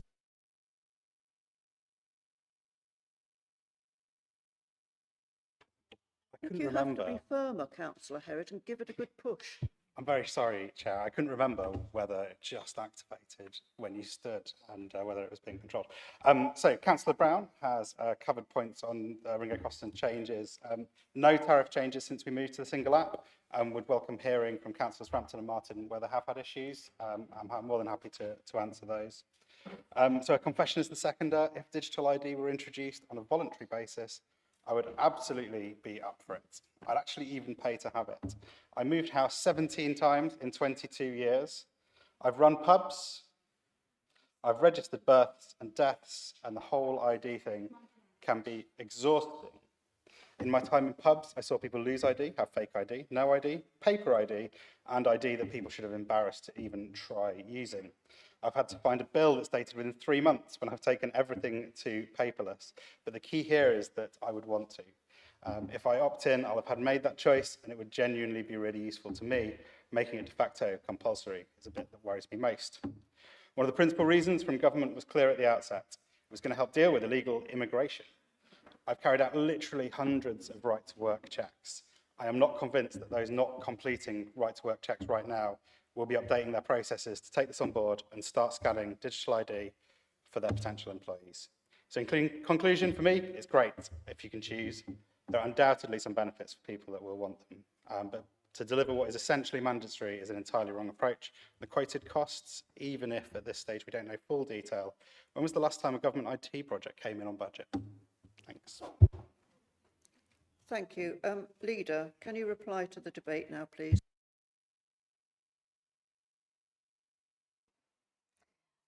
Thank you, Chairman. So I think just to address, to begin with, the phrase that this is political, I believe it is political. This is a very political thing. This is the government making us have digital IDs for accessing the services that we are entitled to as residents because we pay our council tax, because we pay our taxes all together.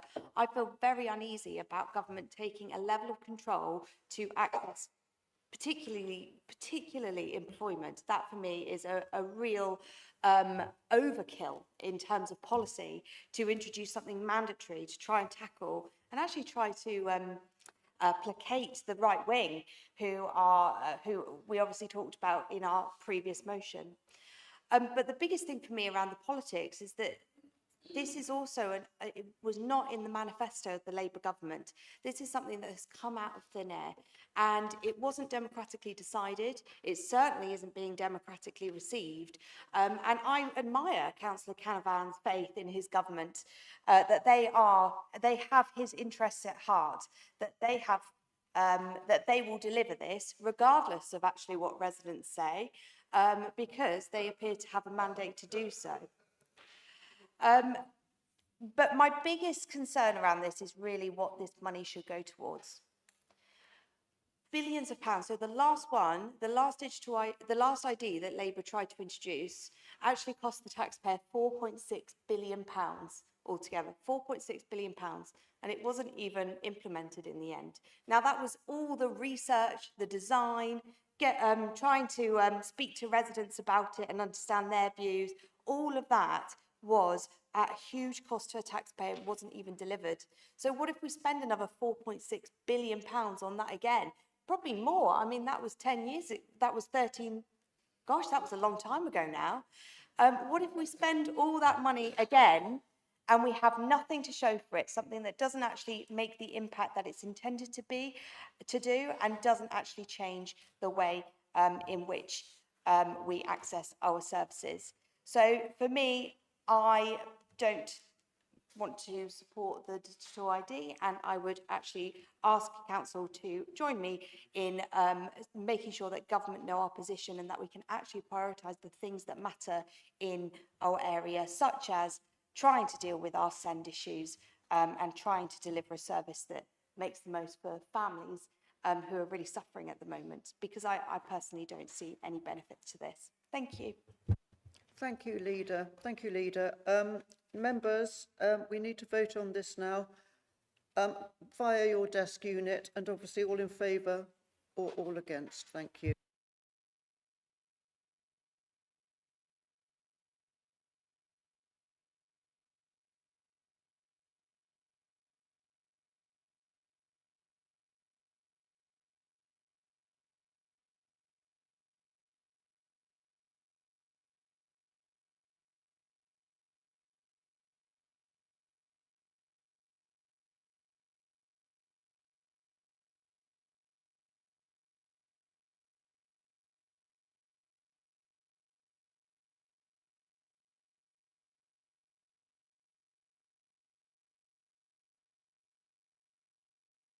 Members, have we all voted? Can we have it up, please?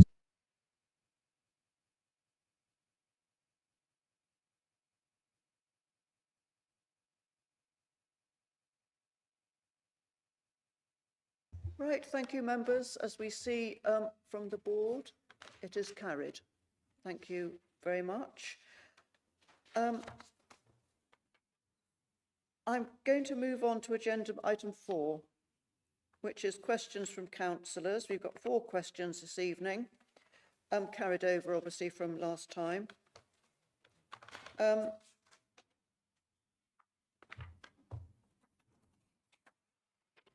not going to read you out the bit about supplementary questions because I think you all know that. So they must relate obviously to the original question. And I will mention that the time limit is still 3 minutes, and everybody so far has been very, very good in acceding to that. Right, first question is from Councillor Moriarty to the portfolio holder for climate response, environment and energy. So Councillor Moriarty.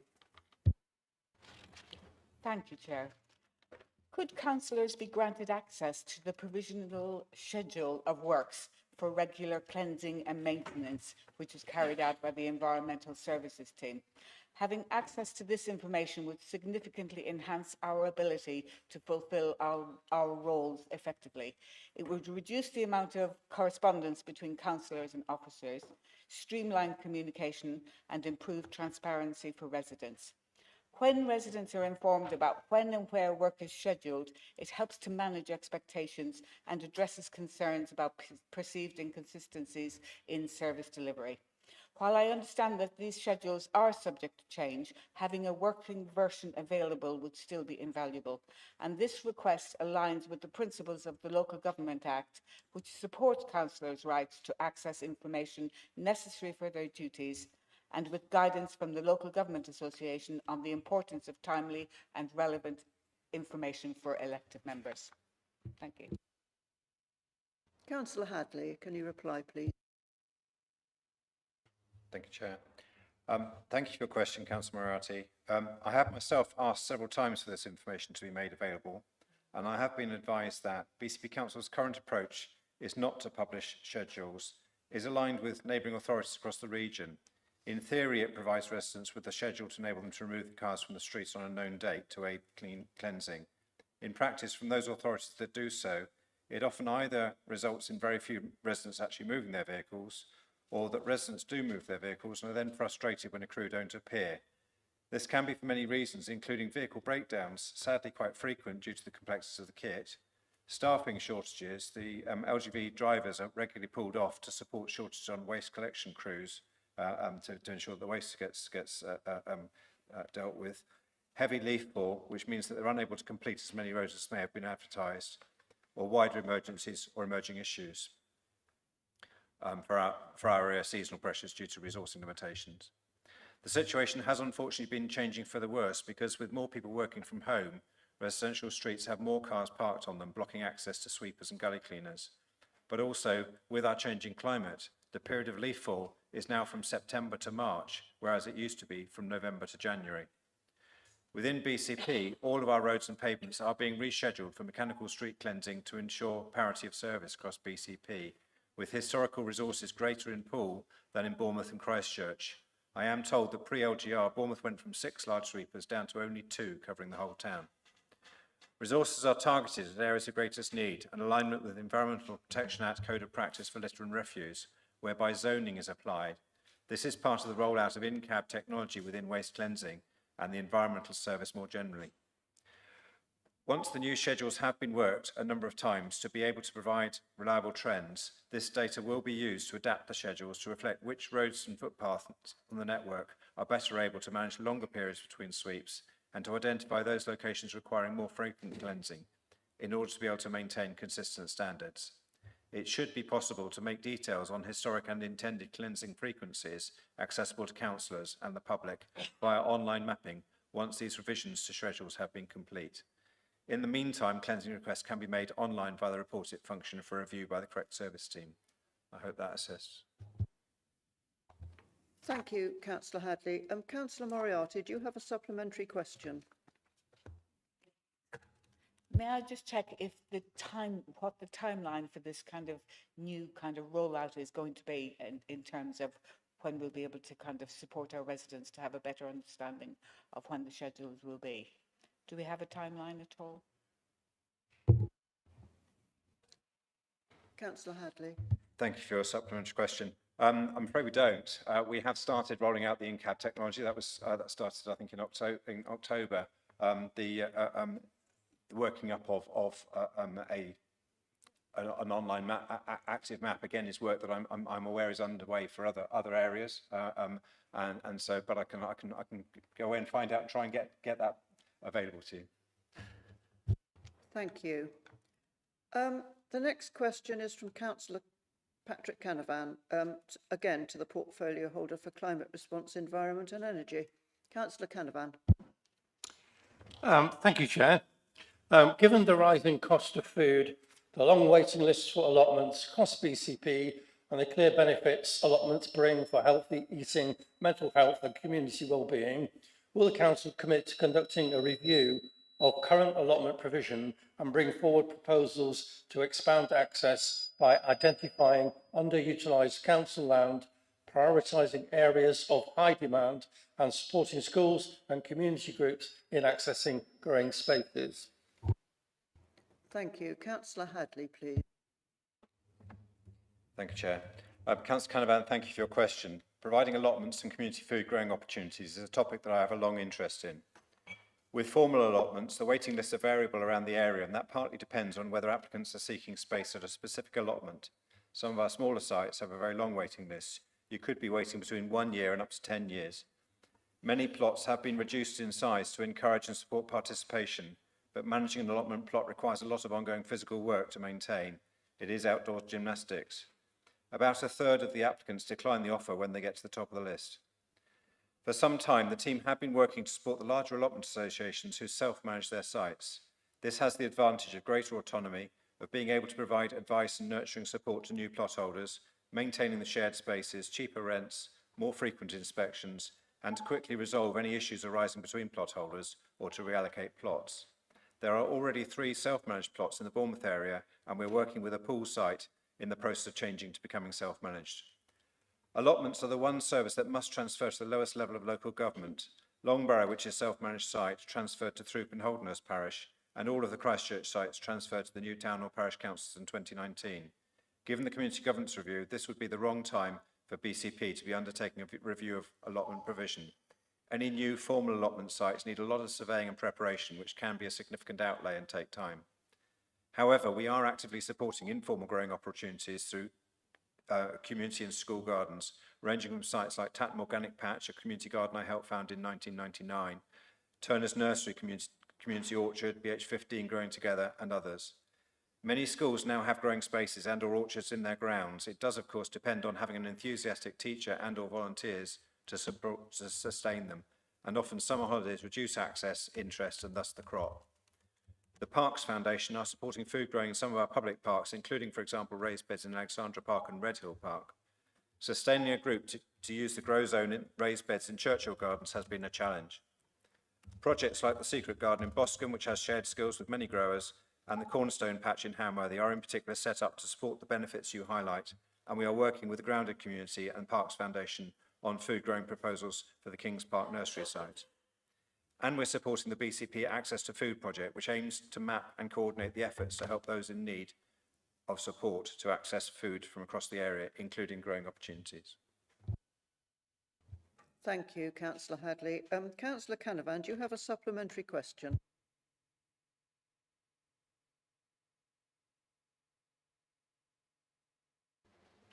Thank you, Chair. Thank you, Councillor Hadley, for that very comprehensive reply. I was just wondering, though, in the context of the possibility of new town councils, would it not be an opportune time to actually just take stock of what our provision is and whether or not the other opportunities that you've outlined could be in some way itemised so that we know what it is that we might be transferring?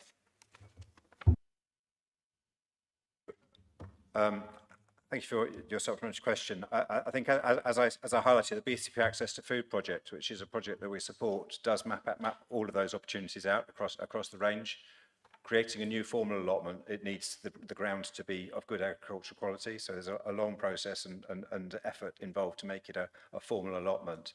But certainly mapping out and sharing what's out there, I think, is a project that's underway already. Okay, thank you. Thank you, Councillor. Now, we have a question from Councillor Chris Rigby, but he's unable to be here tonight. So the question is going to be read out by Councillor Kate Salmon, I believe. Thank you. Yes, thank you, Chair. So the question is, BCP Council have stated that attaching anything to public infrastructure, such as bridges and lampposts, without permission is likely to be unlawful, and where it causes a safety risk, it will be removed as a priority. And this includes flags. Could you explain why flags attached to lampposts on Alma Road in Winton, which recorded 12 accidents between 2020 and 2023, according to crash map data, are considered less of a safety risk than those on Eastway, which recorded 2 accidents in the same period? Given that flags on Eastway were removed after 8 days in September, while those on Alma Road have remained since the 8th of September. I will just add that subsequent to Chris submitting this question, the flags have returned on Eastway. Thanks. I believe Councillor Herrick is going to answer that. Yes, thank you to Councillor Rigby for the question and Councillor Salmon for reading it. The removal of flags is not based on historic KSIs, but a multitude of factors. Risk to street furniture, the impact it could have on that street furniture due to age and type, as well as welfare, well-being, and the volume of vulnerable people in proximity. As reports are received of flags, officers will go and check the situation, perform dynamic risk assessments as to whether removal is necessary, based on factors that include but are not limited to shadows cast, impact on sight lines, where on-street furniture flags are attached, what they appear to be attached with, as well as their location. Officers are operating within financial constraints too, so have to prioritise on these factors and others that may be apparent or not apparent on site. I would encourage councillors concerned about flags to continue to report them, and if anything changes with those flags, to re-report. If they slip shift or appear that they may be causing an issue where they were not before, then officers will be pleased to assist within the constraints I've outlined. Thank you, Councillor Herritt. And I'm afraid there's no opportunity for a supplementary because the question was read on Councillor Rigby's behalf. So, but thank you very much, Councillor Salmon, for putting that. Councillor Jamie Martin, I believe you have a question for the Leader of the Council. Thank you, Chair. Appreciate things have moved on a bit since this submission, but I'll read it anyway. I was recently advised that there was at least £44,489.76 of seal money that had been allocated to projects in my ward that had not been spent, and that the council was attempting to ascertain whether this money could be reallocated to the ward pot. As this money concerned projects where the council could no longer contact a project coordinator, it follows that unspent money is also available where a contact is known. This will no doubt be replicated across the conurbation. As such, can the portfolio holder confirm the following? The total amount of unspent seal money awarded during previous neighbourhood portion bidding rounds, the mechanism whereby councillors can request these identified amounts be returned to ward pots, the steps the council can take in monitoring the spend arising from allocations made in current and future bidding rounds, so that where appropriate, the money can be returned to ward pots and benefit other projects in a timelier fashion. Leader, can you reply, please? Thank you, Councillor Martin. The work towards confirming the total amount of unspent SIL money awarded during previous neighbourhood portion bidding rounds is always ongoing, and we will have clarity on this for this year as part of the annual update of the infrastructure funding statement due to be published in December that demonstrates what SIL we have secured from developers and if and how it has been spent. We have been through the process of review and reallocation across the Poole and Bournemouth wards for this round for neighbourhood SIL. It should be spent in a timely manner. As part of round 6, the NSIL panel placed an emphasis on delivery of projects, which is leading to more positive outcomes. Project leads for council delivered projects are also identified. This means that it is more effective to be able to follow up on delivery. We can also advise successful bidders in round 7 that project delivery needs to be timely or they risk losing their funding. Thank you. Thank you, Leader. Councillor Martin, did you have a supplementary question? Yeah, thank you, Chair. So, given the fact that, obviously for the majority of the time that I've been an elected councillor, but not knowing about this money, which has sort of been held off for books, there is no I know potentially with town councils it's going to be handled differently, but so there is no mechanism to sort of, for councillors then to find and say, you know, there's no definition of timely fashion, and then for councillors to say, look, what's going on here, get that money back into the pots. You know, we just need a way to obviously make sure the money's not just out there for years.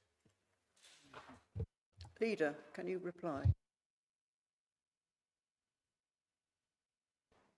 I have an example of this in my own ward where it was a huge amount. I'm just looking at Marion and Sandra, but you know, there was literally like £50,000 which had just been sitting there for nearly like 8 years, completely unspent. And I think that's why this work is really important and why it's working quite well, because it's identifying all those pots which have been applied for over the past, but then haven't actually been spent in the community, which allows us then to calculate them all up, and then they can be available for round 7. And like I said, that process has been completed, and I think that the town centre pot now is something like £80,000. It's huge. So I would consider getting that spent. Thank you. Thank you, councillors, for those questions and obviously for the answers. Thank you very much.